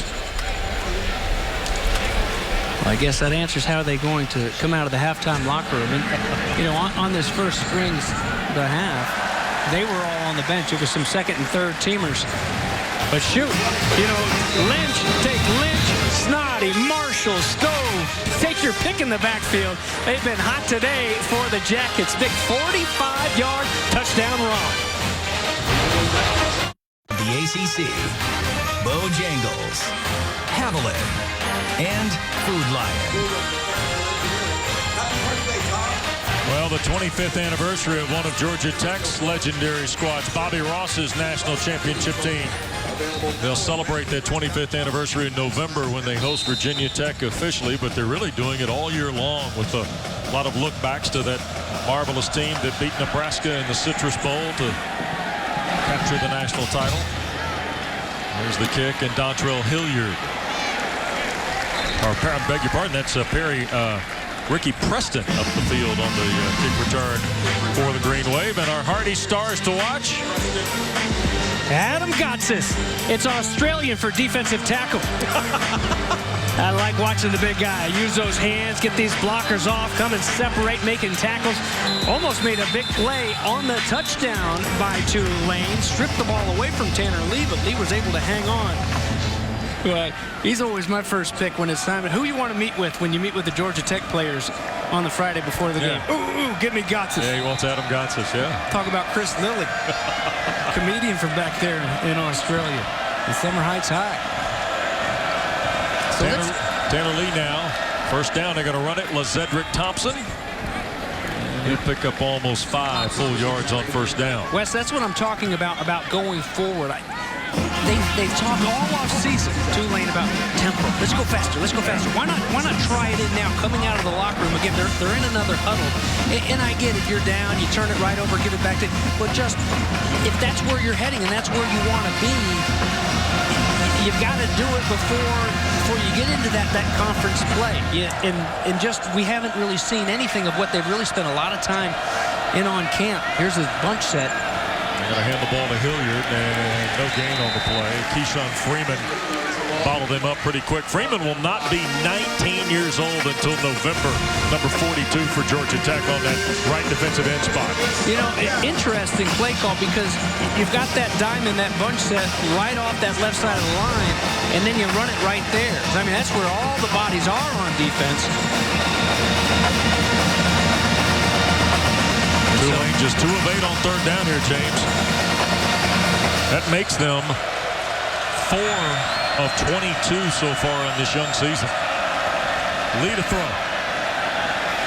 Hit as he does and incomplete toward field. Chris Milton covering, but it was Rook Chungong and Gotsis back there on Tanner Lee. Well, they get to him eventually, but it's a good job. The pressure wasn't there early on Lee, but guys like White, Milton, Jamal Golden, the secondary for Georgia Tech, holding on to their guys long enough in coverage to force this punt. There's Picarelli to take the snap from Michael Lazanich. And Jamal Golden waits at Georgia Tech's 35. The snap over his head, and Picarelli going to fall on it in the end zone for the safety.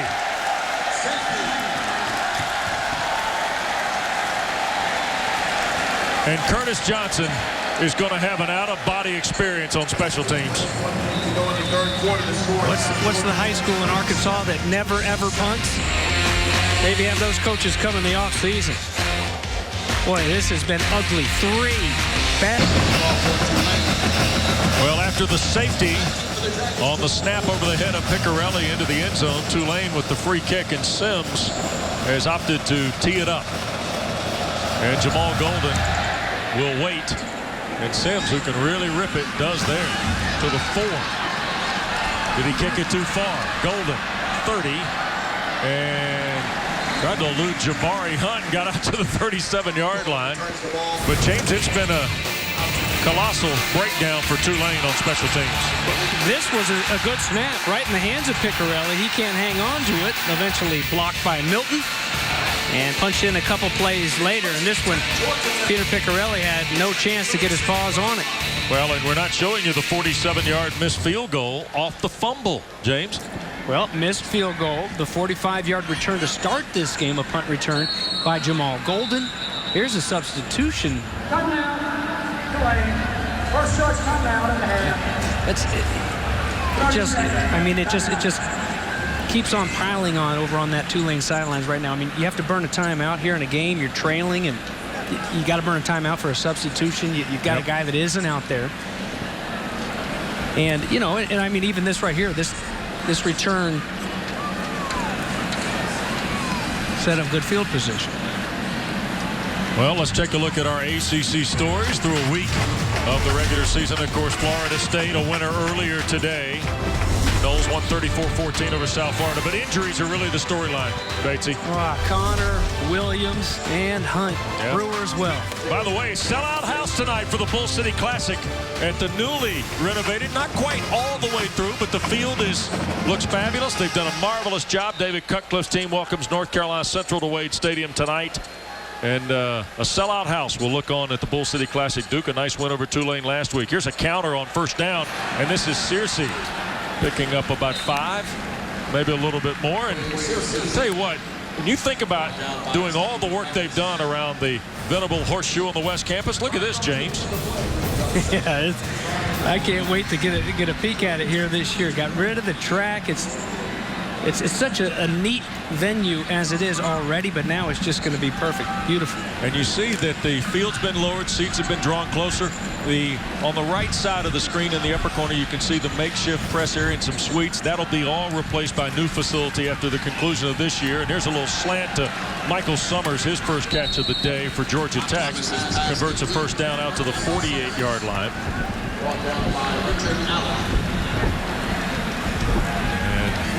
Georgia Tech will have a first down at the 48. I like you. I'm impressed with the facilities. Wallace Wade Stadium is something you start messing around with a venue as historic as that one. Of course, hosted the 1942 Rose Bowl, Oregon State and Duke. And you do what you've done with the program, what David Cutcliffe has done, and you change the mindset, and you feel it's justified to start putting a lot of money into those facilities and into that program. Here's Thomas on the option. Justin, the keeper, down near the 25 of the Green Wave before Zach Harris, one of the linebackers, is able to trip him up. So another big play on the ground for the junior quarterback of Georgia Tech. Big Will Bryan's going to get way down the field. Look at 70 take off going. You can't stand flat-footed on the edge if you want to try to make a play on Justin Thomas. That's what happened to the defensive end, Aruna. See if he stepped out. Looks like you can see a little bit of green in between as he runs into the shadows. But you can't stand flat-footed and take the wrong angle if you want to cut off the junior quarterback. Here's a counter again. Tulane plays it great. And there's Nico Marley making the play. Junior from Weston, Florida. Had 82 stops a year ago, 15 last week against Duke. Wes, this is the thing that's been frustrating through a defensive lens to watch today. I'm going to have you guys pause it here right now. Pause it for me, please. Okay, you see these big bodies that are pulling? They're pulling for a reason. You got to go meet them, but don't catch them out here. Meet them back there and cause all sorts of just a big traffic jam in the back. And that's what 90 does there. He gets a piece and just creates. When you let those big guys get up and run, they're pulling 310-pounders for a reason. Yeah. You can't catch them. You got to go attack them. That's better. Thomas going to take the shot for Summers and the touchdown. A play action off the option.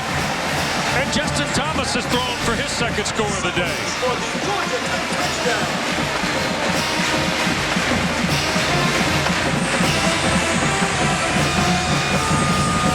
Wes, if I'm not mistaken, this is the first pass that's also had a play fake, a play action pass.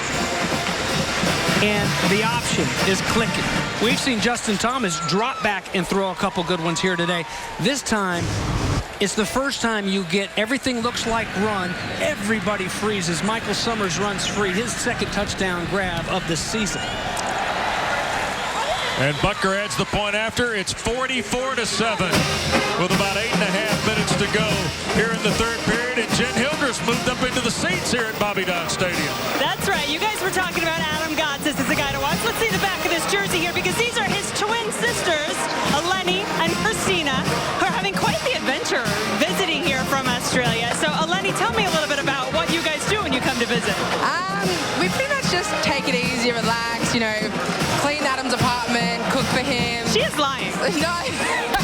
No, we just, you know, just being younger sisters, you know, do what every little sisters do. You know, come out here supporting the family, you know, supporting our brother. Love wearing his number, you know. He's doing a good job out here for everyone, so it's good. Okay, and I'm just going to add in, along with the house cleaning and ham baking, that they also go to Las Vegas. They're getting ready to go to New York City. They've just turned 21. They are enjoying their time visiting their big brother here. So, Christina, tell me, what about Aussie rules football and American football? Have you grown to learn this game and like it a little? Oh, yeah, definitely. Like, I remember when he first started playing this, and it was just like, had no idea what he was doing, anyone was doing, and then it took me about 5 years to actually understand what he did. And then once I got that, I was like, all right, cool, I can work with it. And then now it's just grown on me, and I prefer this over any sport. I love the contact, I love the physicality of it, everything. It's a great sport. It brings everyone together, fans, families, everyone. It's good, it's good. I know you guys are getting stressed because you want to watch the game now. He's out there, defense is out there, but I have to tell you what he said when we asked him about it. He said they're basically like me, only girls. Literally. Yeah. Literally him, but girls, and not like 6'6". So That's the only difference. But otherwise, we're exactly the same as him. Like, we get along. Like, we're just the three little kids, like 3 Stooges. So, yeah, it's always a good time with him. We love it. So, yeah. Thanks for letting me hang with these 2 Stooges. Back to my 2 Stooges in the booth. Lezedrick Thompson tries to break free. He's had the best 2 runs of the day for Tulane offensively. As Thompson, the 6-foot, nearly 220-pound back, and Damon Smith makes the tackle from the Georgia Tech secondary. And Adam Gotts has half dozen tackles, including a sack. And if he keeps... I knew when we started with the twin sisters, we were headed down a road. Thanks, Jed. I wanted to see that so bad. The way he described his sisters, and you know what? The love. I mean, that's just, that's what's so cool. I mean, he loves them, and you can tell they love him right back. And if he keeps playing like he is today, here in his senior year, this guy's wrong. This is football still new to him.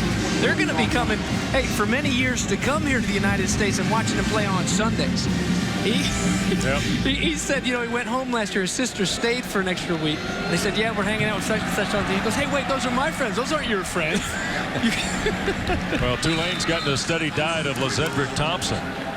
And Georgia Tech has kind of flipped over some of their defensive unit here. Henri St. Amour, true freshman from North Gwinnett High School in Sewanee. Just outside of Atlanta, up 85, makes the stop there. He's playing in the defensive front with Antonio Simmons, who's coming to the ball game, and Francis Callan, redshirt junior, born in London, played high school ball here in the Atlanta area, has also come in. There's Victor Alexander, number 9, leading the way to make the tackle of Dontrell Hilliard, but Tulane is able to convert. And now we'll have a fresh set of downs over the midfield line.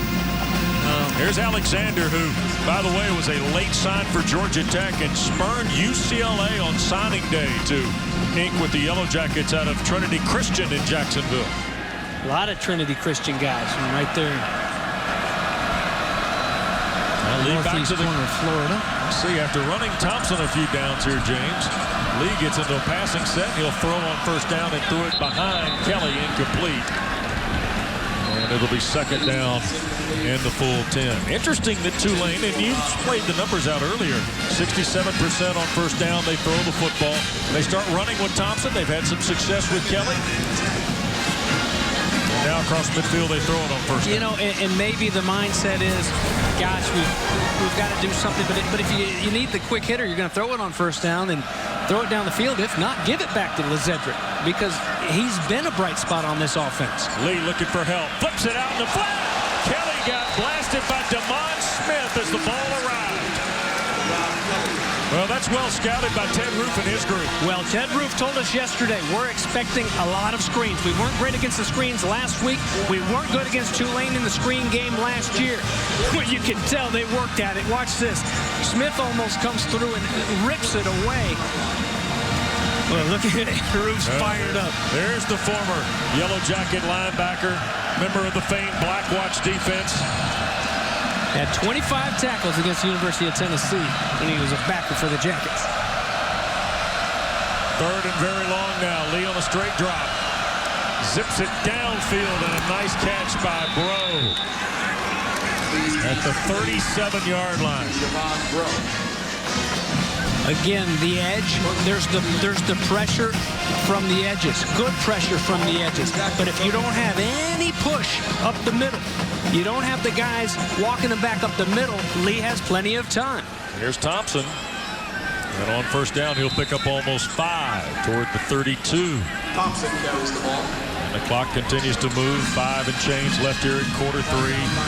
Georgia Tech has scored 16 points in this third quarter. 2 touchdowns and a safety off a special teams miscue by Tulane. There have been a handful of those today for the Green Wave of Curtis Johnson. That's Hilliard in motion. And they'll hand to Thompson, and got tripped up as he broke through, and it was P.J. Davis who I think got the hand there. But it'll be enough for the Green Wave first down. This is all right if you're a Green Wave fan. I mean, do it until they stop it. I mean, that's kind of the mindset of Georgia Tech. Give me 3, give me 3, give me 3. Big hitter. Keep feeding the big guy. By far their best possession of the day. This is the 10th play of the drive, and Lee throwing and intercepted. DJ White has just come up with his 6th career interception.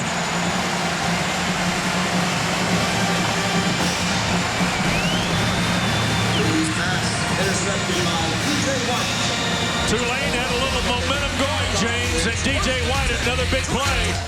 And look who loves it. Coordinator Ted Roof. Yeah.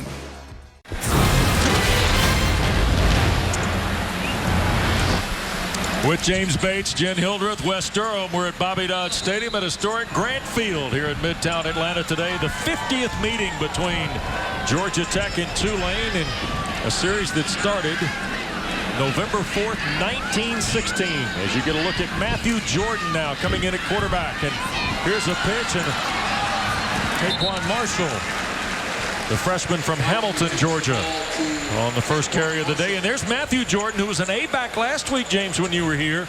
Tim Byerly, the backup to Justin Thomas, injured this week. Matthew Jordan pressed into service at quarterback where he was originally recruited. And there's a look at Byerly, a real team guy who hopefully the injury's not too serious. He might be able to come back in a couple of weeks. Well, even though Justin Thomas runs the show, Byerly very important, and not just as a leader, but short yardage goal line situations. Paul Johnson loved to use him last year, scored a lot of touchdowns. Here goes Marcus Marshall on the carry across the 25 goes Marcus Marshall. Corey Redwine played at Creekside High over in Fairburn. Makes the stop. And now Matthew Jordan as the backup to Justin Thomas. You mentioned it, he was a quarterback until the start of preseason. They moved him over to A-back because, well, you're not going to play in front of Justin Thomas, and Tim Byerly's there behind him. Right. Let's put you at A-back and get you some plays. And he played about 20, 25 in the slot in the win over Alcorn State. Here is Matthew pitches, and Taquan Marshall reroutes himself on the option and going to run out of real estate and finally taken out of bounds. Thomas was over there. Now that's the one thing, you play A-back, you know how the offense works, but you still got to be mindful of where you are.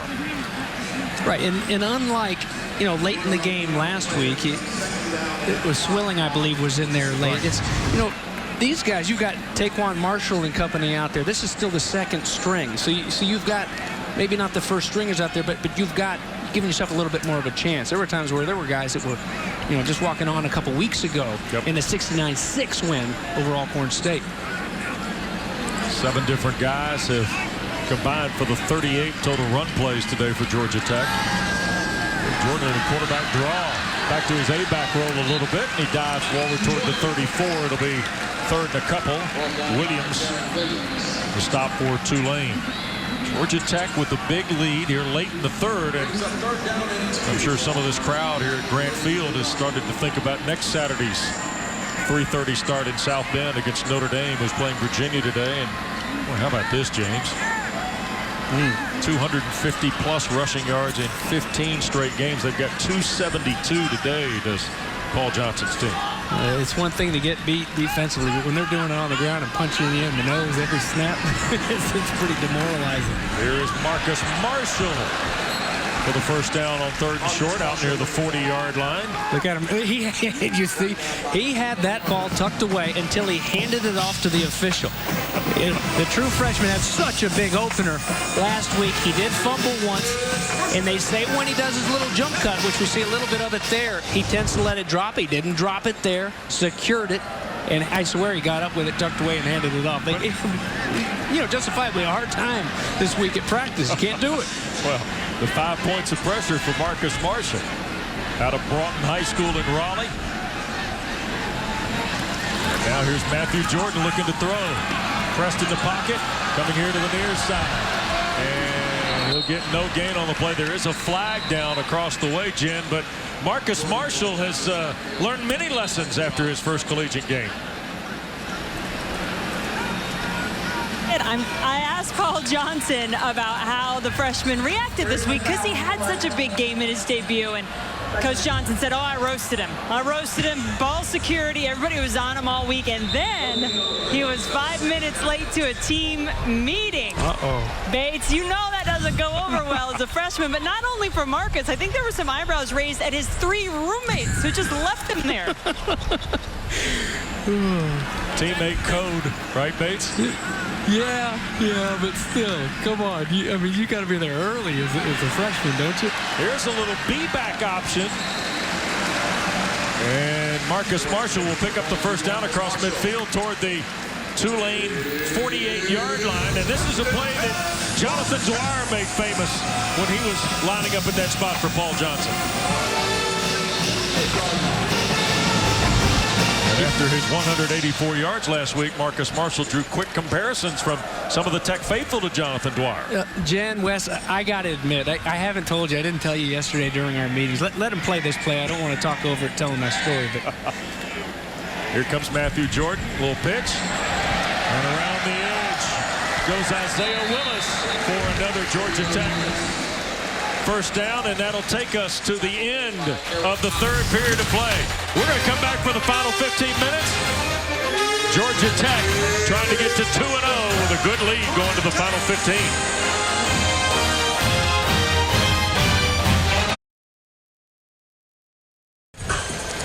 Quick look at our Hyundai game summary through 3 periods of play, and Georgia Tech, their calling card up over 300 yards of offense, James. Look at that third down number. And, well, it starts with first down. A 6 of 7 third down conversions. Best team on record last year. Ninth play of the drive is a touchdown. Did he hold on? Yes. Taquan Marshall.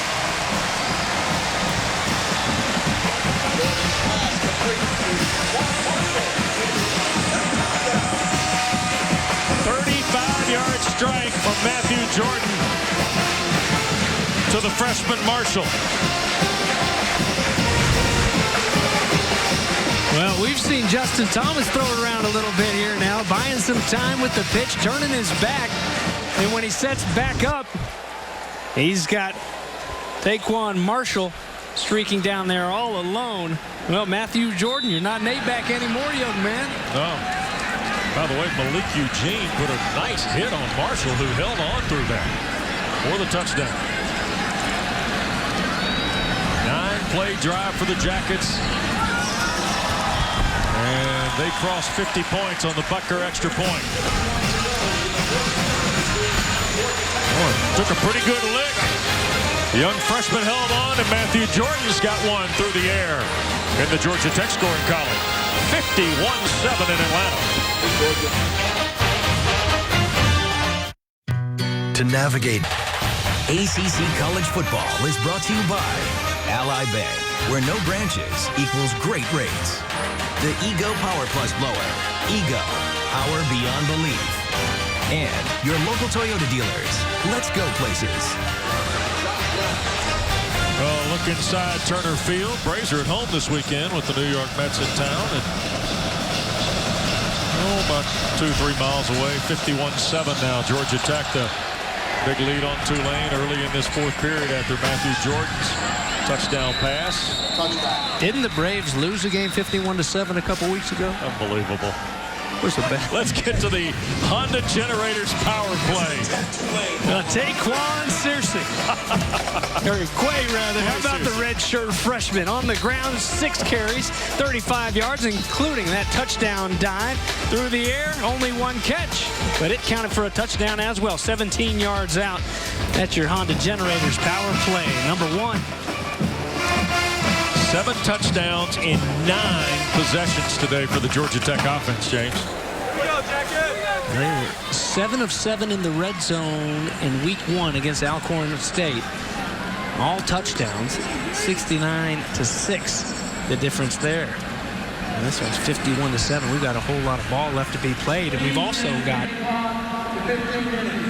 remember, we've got a quarterback in Matthew Jordan that you'd like to think is probably going to get quite a few snaps. Wait a second.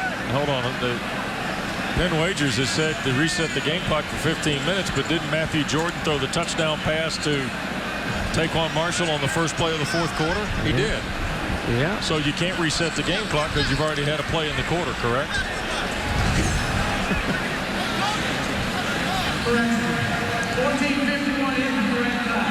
There we go. Just checking. The math from, it's been a while since I left the math department at Elon, but I think I got that one worked out. Glad everybody's on the same page. We're ready to go.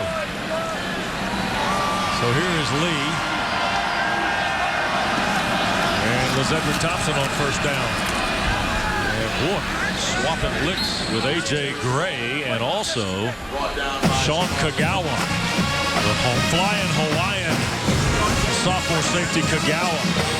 And now a little tempo here by the Green Wave. Well, it's the backups in for Georgia Tech right now. And, you know, you look across, we've highlighted the injuries in the ACC to some stars. But across the landscape of college football, you can't expect to just run the season with all your first teamers in there. You better have some depth if you want to be successful. You're the number 15 team in the nation. You expect to go win an ACC championship, maybe go get into the playoff. You better have some depth. And I haven't seen it on the second unit, the third unit of the defense here. The first unit has been lights out. But this is what happened last week against Alcorn State. The second unit comes out and starts the second half, and Alcorn State marches right down and scores their only points of the game. You can't let them just push you off the ball here. This is a tired Tulane offense. Been out there all day long. You've got to step up so you can play too. Curtis Johnson had Josh Rounds and Rob Kelly lined up for third and short. And then they bang their second time out. Break in the action. Fourth quarter continues after this.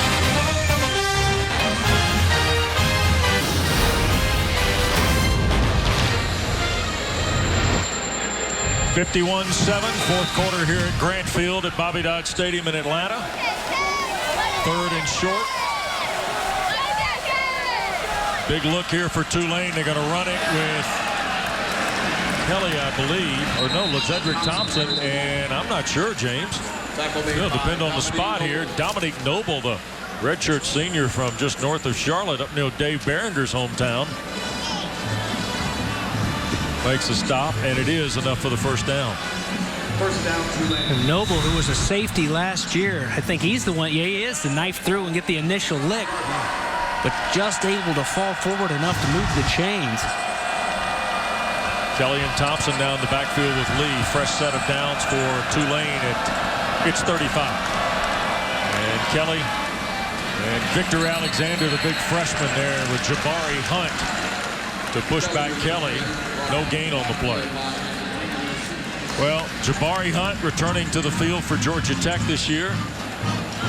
As you see Antonio Simmons, and there's a look at Jabari. In 2013, started 7 games, 45 tackles, 7 for loss, 2.5 sacks. There's Lee on second in the full 10. And here is Field working his way across midfield. Tackle made by Sean Kagawa, Jen. Well, you mentioned Jabari Hunt and all that he went through last year. He told us it was one of the toughest things in his life that he's gone through. He was academically ineligible, and it wasn't just that part where he learned how to really be a student and focus on his academics. He had some personal issues as well, which he was open enough to tell us about right after this play. Kelly fighting, and big Rob Kelly at 220 pounds picks up about 8 on first down, Jen. But just essentially to give you a glimpse into what was going on with Jabari, he was living with his aunt and uncle, happened to be former Yellow Jacket St. John Day's parents, and he made the decision for personal reasons to split with them and reestablish a relationship with his own parents. He said he had never been allowed to make his own decision and learn from it. He feels like he's doing that now. Here's a second and short play. And stepping out of bounds for Tulane is Sherman Beatty off the pass from Tanner Lee. And good for Jabari Hunt because it was a very enjoyable visit yesterday with him, James. It was. And, yeah, I mean, just you can see it in his eyes. He said, you know, I respect guys that, you know, guys like Patrick Scove, guys like Trey Braun now that are great students. He goes, I respect them so much more. And through it all, he comes out and he's going to get his education. He's doing better on the football field, but he wants to be a life coach to help young kids in his situation. Here is Burrow making the catch. Little short routes from Tanner Lee, and even Jabari now. Remember, he was a linebacker, put on some weight in his year away in the weight room, and a lot like Bates on the dance floor, apparently. I don't know. That hurt my back. I'd fall over backwards flat on that squat rack. I tell you what, they have done Jabari has added the pounds and added the muscle and now puts his hand on the ground. And Shaq Mason, who was played a big role the other night for the New England Patriots as a rookie out of Georgia Tech. Said one of the reasons he was so good a year ago in the offensive line was because of the test that Jabari Hunt gave him. And John Sisk right there, the strength and conditioning coach, came over. He was with Bobby Johnson at Vanderbilt when he rebuilt the Commodores, and Sisk has done a nice job here. Director of Player Development for Paul Johnson. Lee hit as he throws, and the catch made, and that's Trey Scott, the sophomore tight end. So red zone opportunity now for Tulane. And James, unless I'm missing, this will be their first trip to the red zone this year. They went right past it on their one touchdown of the day. Nice easy pass right down the middle for Lee. Nice quick pass. And Trey Scott, the sophomore, they've got 2 sophomore tight end targets they can go to. First red zone opportunity for the Green Wave, and Hilliard, no. Wow, Patrick Gamble, the redshirt junior from Carrollton, wraps and drops Dontrell Hilliard. Loss of about 2.5 on the play.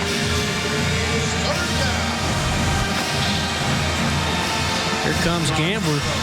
Got to put a body on him and help the guy out. Hilliard, a distant cousin of Ike Hilliard. Yeah. 1996 national champion. I was going to say, one of your guys from Gainesville. Yeah, for a great career in the NFL. Nice little drive here for the Green Wave. Lee from the gun, going to hand to Thompson, and flipped over, but he'll have it up for the first down. LaZedrick Thompson now. It'll be first and goal for Tulane. You know, there's something to be said. Beatty's a fine player, but Thompson and Kelly have given him a little punch on the ground. In West, you see it at times. Don't sleep on these guys in conference play. They've got some receivers that can go. They've got a couple good tight ends. We're seeing this offensive line come together here now. Yeah, it's against the second, third string unit of Georgia Tech, but a big, experienced offensive line, a quarterback that can make some throws. But I'd be feeding 33 until the cows come home. I like 33 whenever he's got his hands on the ball. Lee going to throw here, and almost intercepted. Hilliard out of the backfield, the intended receiver. And A.J. Gray from Sandersville, Georgia, and Washington County, who had a fumble recovery last week in the win over Alcorn, almost comes up with his first career interception. You mentioned Alexander earlier, number 9. Well, number 15 as well. There's Gray, who almost had it. The 2 true freshmen that are going to be big-time players by the time they leave Atlanta. A.J. Gray, well, he played a lot of snaps last week on special teams as well. Can really fly. All-American high school player, 2014 Gatorade Player of the Year. Well, second down and goal for Tulane, but we'll do it after this break, I guess.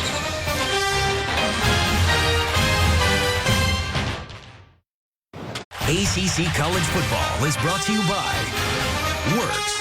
Leaves are falling. It's Works season. And Hyundai. Well, we're in the fourth quarter. And Georgia Tech a big lead. Tulane on their best offensive drive in terms of yardage. As we rejoin you from Atlanta. Second and goal. Lee under pressure, going to throw and overshoots Beal. Covered by Lance Austin. One of the Austin twins, Lance and Lawrence, from down at Lamar County High School. It'll be third and goal. 15th play of the drive coming up, James. 8:34 left to play. Tulane, they don't need 3. They need a touchdown. Not that they're going to chip their way back into this football game at 51-7. But they need to leave here with the last half of this fourth quarter with a whole lot of feel-good as they head back to New Orleans. The ugly start against Duke. It's been an ugly game for the most part against Georgia Tech. 3 receivers, 2 backs in the package for Lee. Going to dump it out in the flat and incomplete. Boy, Rook Chungang read that well on the ball intended for Hilliard. And again, Ted Root talked yesterday about screens and so forth. The Jackets reminding the store there. And he didn't just talk to us about it. He talked to this defense about it throughout the week. They've been there. 2 screens have been tried against them by Tanner Lee in this offense here today. Both of them snuffed out in a hurry. Here's Andrew DeRocco now to attempt a 27-yard field goal. And the kick is good. So with 8:25 to play, Tulane gets DeRocco's first field goal of the year on his first attempt. And it's 51-10. And a quick reminder, join us next Saturday, 12:30 start time from the Carrier Dome. Scott Schaefer's team's 2-0, James. Nice win today in their ACC opener against Wake Forest. They'll welcome Cooper Rush and the Chippewas of Central Michigan to the Dome at 12:30. Central Michigan, who gave Oklahoma State a fight, beats Monmouth today. And we'll get a look at the rookie, Eric Dungy at quarterback. 12:30 next Saturday. And, of course, Georgia Tech's headed to South Bend. Notre Dame in a scrap today with Virginia. And you saw the last time they played, 2007. Chan Gailey's team with Tashard Choice running the rock. Went up there and beat Charlie Weiss and the Irish 33-3. Well, Notre Dame beat up on Charlie Strong's Texas Longhorns last week. They were having trouble at halftime. They trailed Virginia, started to pull away a little bit, but Virginia's fighting back into that one. Look at that, 5-point difference now. Virginia hadn't scored forever. I don't think they scored in the third quarter. So that game isn't over. So will it be an undefeated top 10 Notre Dame team that Georgia Tech sees next week? Yeah, good point. Irish number 9 this week. And the kick is going to go out of bounds from Trevor Sims. First down. And so Georgia Tech will get the ball at the 35. And a quick reminder to you, on Wednesday night, join Mr. Bates, Obi Mahaley, the former Deacon, Takeo Spikes, Coach Tommy Bowden for ACC Gridiron Live. This week, Coach Bowden talks about the future of his dad's old address with Jimbo Fisher. ACC Gridiron Live coming up this week as Tommy Bowden visits with Jimbo Fisher. Join Batesy and Obi Mahaley, Takeo Spikes, and Tommy Bowden. Here's Matthew Jordan running the offense off the 35. Lots of room. Jordan midfield. Now he will sail 65 yards.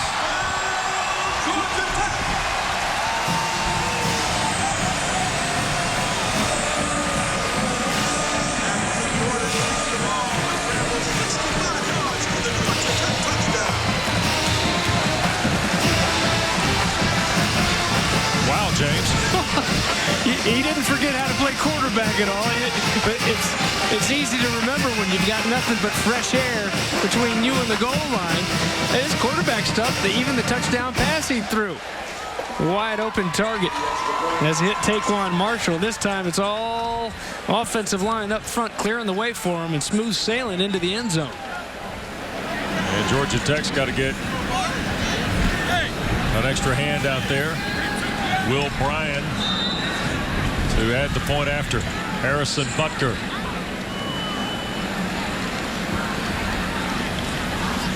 And Ryan Rodwell to hold here for the extra point. And the try is good. 10 possessions, 8 touchdowns today for the Yellow Jackets. And the latest, Matthew Jordan from Jackson, Alabama, coming right at you.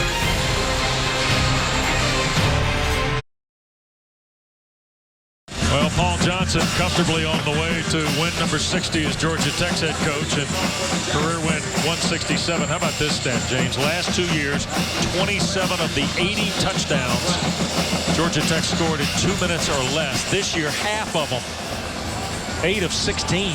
And that's not the way it's supposed to happen around here. You know, they'll take it. They've got some big play potential, some big play guys, as we've seen. More than a third of their scores a year ago. And the kick by Butker, and Preston will catch it 9 yards deep and touch a knee. Tulane will play from its 25. Time for today's Z-Max performance play. Why not Matthew Jordan, James? Heck yeah. Look at him. Last week, ladies and gentlemen, he was a running back. They moved him over to A-back because they didn't think he'd get a chance to play. Tim Byerly with the injury at practice this week. Hey, Matthew, we got to move you back to quarterback. 1 touchdown pass later and a 65-yard sprint into the end zone. Give it to him.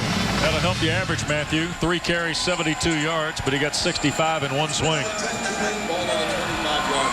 So here's the green one. Wait, over a third, Wes? Yeah, last year. Wow. Over a third of their possessions. Offensive touchdowns in 2 minutes or less. 33.7%. And here's Devin Powell at quarterback and a fumble. And Georgia Tech's recovered. He tried to hand it to Josh grounds, and they fumbled it on one play. And St. Amour falls on it. Second turnover of the day for the Green Wave at the 8:09 mark.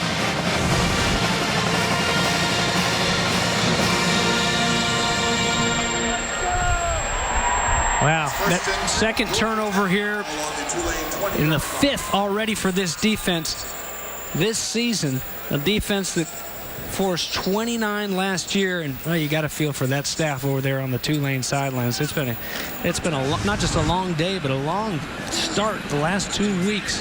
The Duke game, all kinds of miscues. And now here today. Here's Brady Swilling at quarterback now. Redshirt sophomore from Chatsworth, Georgia.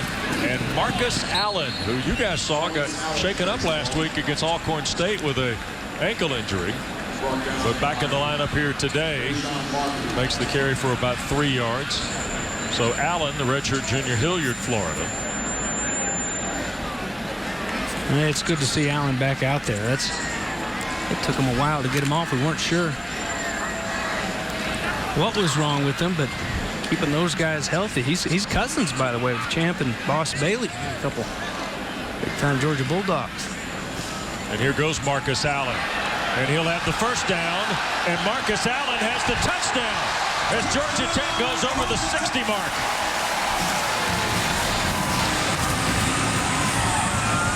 Fifth carry of the year for Allen, and a Georgia Tech touchdown.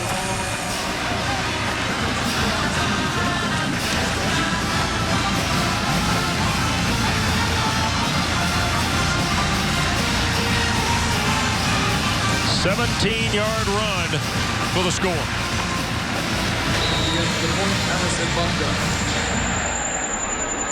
Remember, in the 69-6 win last week over Alcorn, the starters, they didn't see the field, most of them, after the first quarter. Justin Thomas wasn't out there. His first-string teammates weren't out there. Right. And we talked yesterday with Paul Johnson, about some of these guys, about the mindset, even coming into today. Hey, you knew we had a chance. Number 15, Georgia Tech. Tulane looked sloppy in their opener against Duke.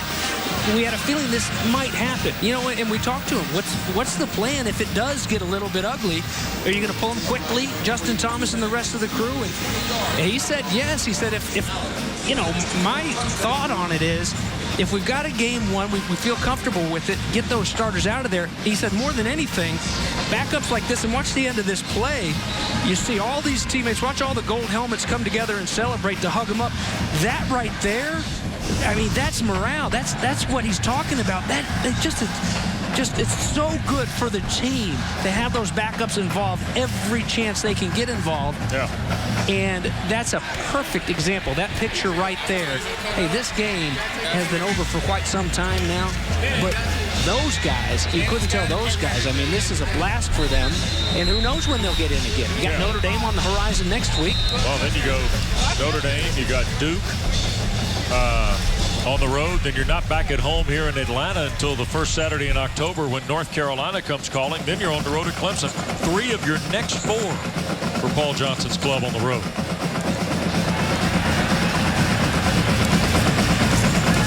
And Bucker to kick it away.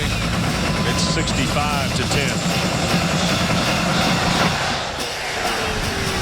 Harrison drives this one deep. Preston will touch a knee, and Tulane again will start from its 25, Jen. Wes, frankly, I can't believe with all the singing James Bates has been doing during this game that he hasn't broken out any Bob Marley with Nico Marley over there playing for Tulane and playing his heart out, by the way.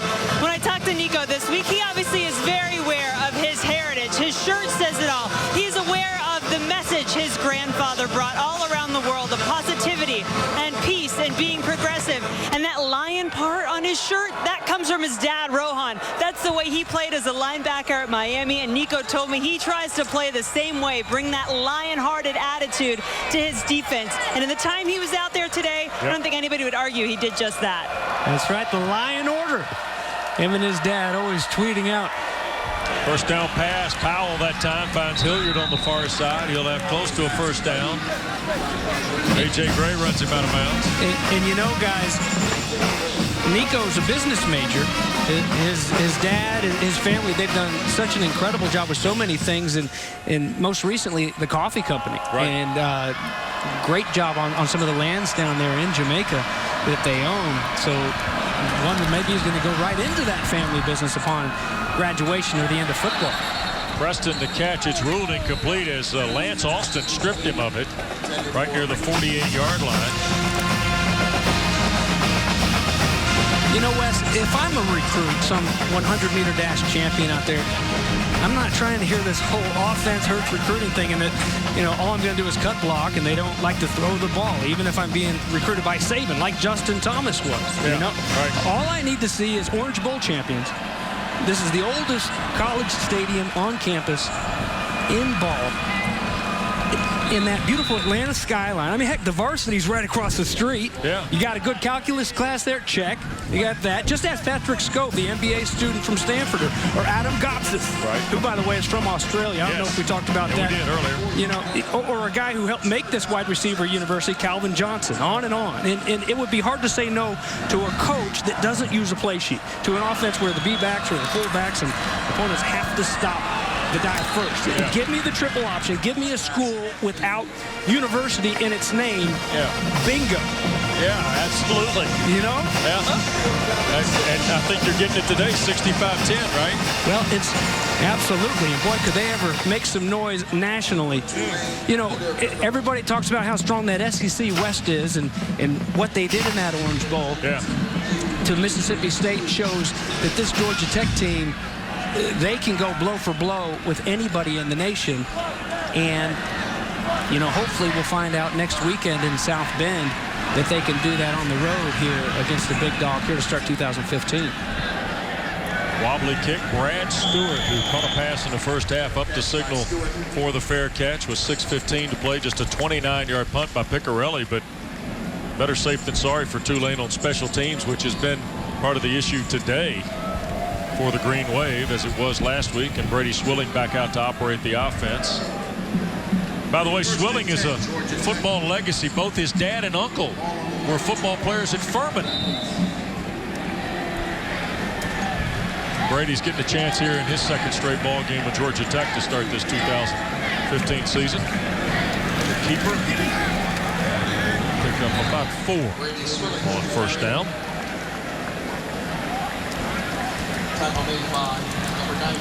How about here, James? 134 points in 2 games. Modern day school record. The most since 156 in 1918. And when you go back to 1918, James, you go back to the era of John Heisman coaching Georgia Tech. That'll be a first down for Brady Swilling. And when you go to the 1918 season, they beat Furman 118-0, 11th Cavalry 123-0, and NC State got beat 128-0. Wow. Jen, how about that? Unbelievable. So now they're marching on hallowed ground with 1st and 10, and Jen standing by with a legend at Georgia Tech from the mean streets of Alvin, South Carolina. You better believe it, Joe Hamilton. A legend is what Wes Durham just called you. That's all right. I think Georgia Tech fans would agree, right? Yeah, I'll take that coming from Wes. Great friend of mine, yeah. Okay, well, wanted to get your take, being that you know what it means to play quarterback at this school, and get your take a little bit on what you've seen from Justin Thomas. Well, first of all, you got to start with poise. I mean, that's what he exonerates, is just poise. His teammates believe in him. He's in the foxhole with them. He doesn't expect him to do anything that he wouldn't do out in that field. Different type of leader. He's one of those guys that watch me, and I'll show you how it's done. But it's more than one way to skin a cat, and he's been very, very effective at Georgia Tech. How have you seen him grow, maybe in that department, because you were a pretty good leader yourself when you were out there. How have you seen him grow into that role? Well, making plays. You know, you got to get out there and do it first. You know, a lot of leaders can't evolve until you get out there and start making plays. And once those guys see his ability to make plays, stay calm under the storm, and let the team ride on his back, and also allow those guys to make plays and understand that he has a lot of confidence in them, not trying to do it all. I think he's maturing very, very quickly in my eyes, and the sky's the limit. What do you like about watching this offense and the way that it just mows people down, 65 points up on the board again? The teamwork aspect of it, you know, on all plays, 11 guys got to be doing their job. And when it's working like that and everybody's clicking on the perimeter blocking, inside and out, it's very, very exciting to watch and pretty. And a lot of people don't understand we have a lot of different nuances in the offense, so it's just not the triple option, but it's very exciting when it gets rolling. What do you think the toughest thing is for the quarterback to run this offense? Sometimes the stats don't show. You know, sometimes you just got to do your job. Maybe you got to pitch it, hand it off. Your numbers not caught as much. But when you're getting touchdowns instead of field goals and not punting the ball, it correlates to a quarterback being very, very successful. And the numbers sometimes don't show that. But that's another thing I love in Justin Thomas. No matter what the numbers are, he's just a winner. Dynamic moves, you and Justin. Who's going to have the better ones out there? Justin Thomas, without a doubt. Oh, listen to that. Okay, will you toss it back to our legend in the booth? Back to another legend. Oh. There goes your West Durham. All right, good to see you, buddy. You too. Joseph Fitzgerald Hamilton Jr., runner-up to Ron Dane, the 1999 Heisman Trophy. And Georgia Tech on 4th down, and I believe Brady Swilling has fallen to the 46 of Tulane. And James, I've said often, you get good guys on the field, you sound pretty good. This guy made you sound great. Calling games. Yeah, and in his prime, I don't know. There aren't many better putting his foot in the ground and deciding he's going to go north and south than Joe Hamilton. And talk about energy. That's what I remember watching him play. Just the way the team fed off of it. Yep. That big smile, he still got it too. Big-time competitor. Took Georgia Tech to 10-2 in 1998, a share of the ACC title, and a win over Notre Dame in the Gator Bowl on New Year's Day in Jacksonville. And then, of course, in '99, his senior campaign, runner-up to Ron Dane for the Heisman Trophy and the ACC Player of the Year. You know, a couple things that I found interesting about that interview is, and you hate to see this, here's a Tulane player down with just 2:09 left to go,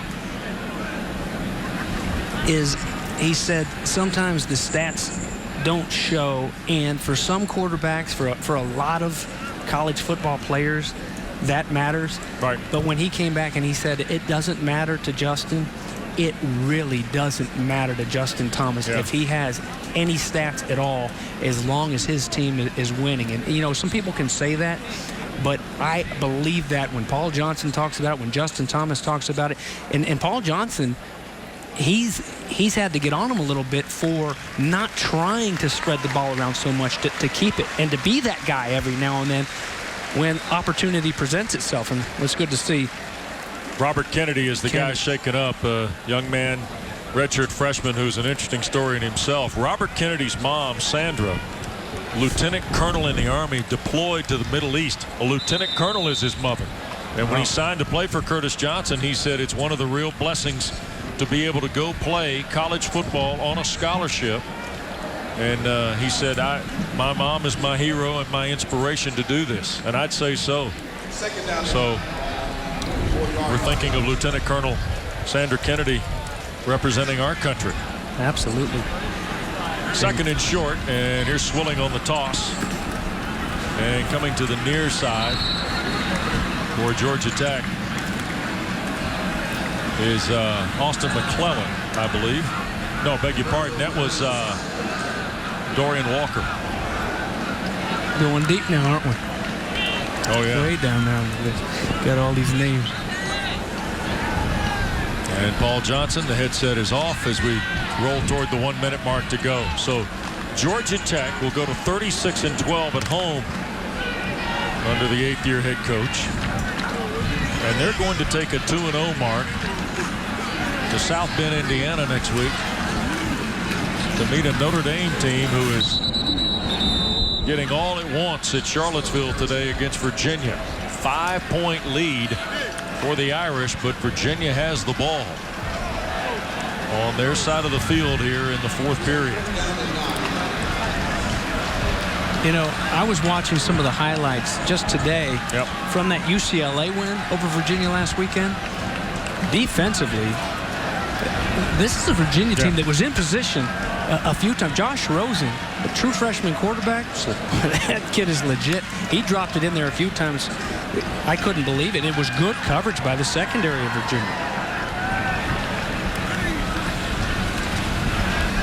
Here's Swilling on the keeper. Final play of the game. Brady Swilling breaking free inside the 20. They'll move the chains, stop the clock to move the chains, and then restart the clock.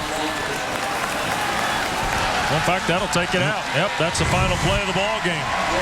So Swilling's keeper ends up being the final play. Georgia Tech runs away from Tulane here today. 65-10 is the final. Jen Hildreth standing by with Patrick Skov. Yeah, Patrick, I told him he's not quite done yet, even though you were sitting there for a while. But let's just talk about this offense and the points it's putting on the board. What do you like about it? We all work together. There's a lot of different options, as you saw in the first half. Anybody can touch the ball, score the ball, and everybody thinks this offense is a lot of small, short plays, but at the end of the day, we're very explosive, and I think we're starting to put it together, and we're starting to get rolling a little bit. Another touchdown for you. You told us you were contact-oriented. Describe your style, if you will. You're trying to get as many yards as possible, limit the amount of negative plays we get, and so just trying to always fall forward and do what I need to do to get positive yardage, and if I end up in the end zone, well then, that's good. Last question. Are you guys ready to head to South Bend now? 2 big wins. Yes, ma'am. We're on the road to get 3-0. Next game up. Thanks very much. Congrats. Of course. Thank you. Wes? Jen, thanks very much. Skov, 11 carries, 50 yards, a touchdown. Justin Thomas and the Jackets go to 2-0 with a 55-point win.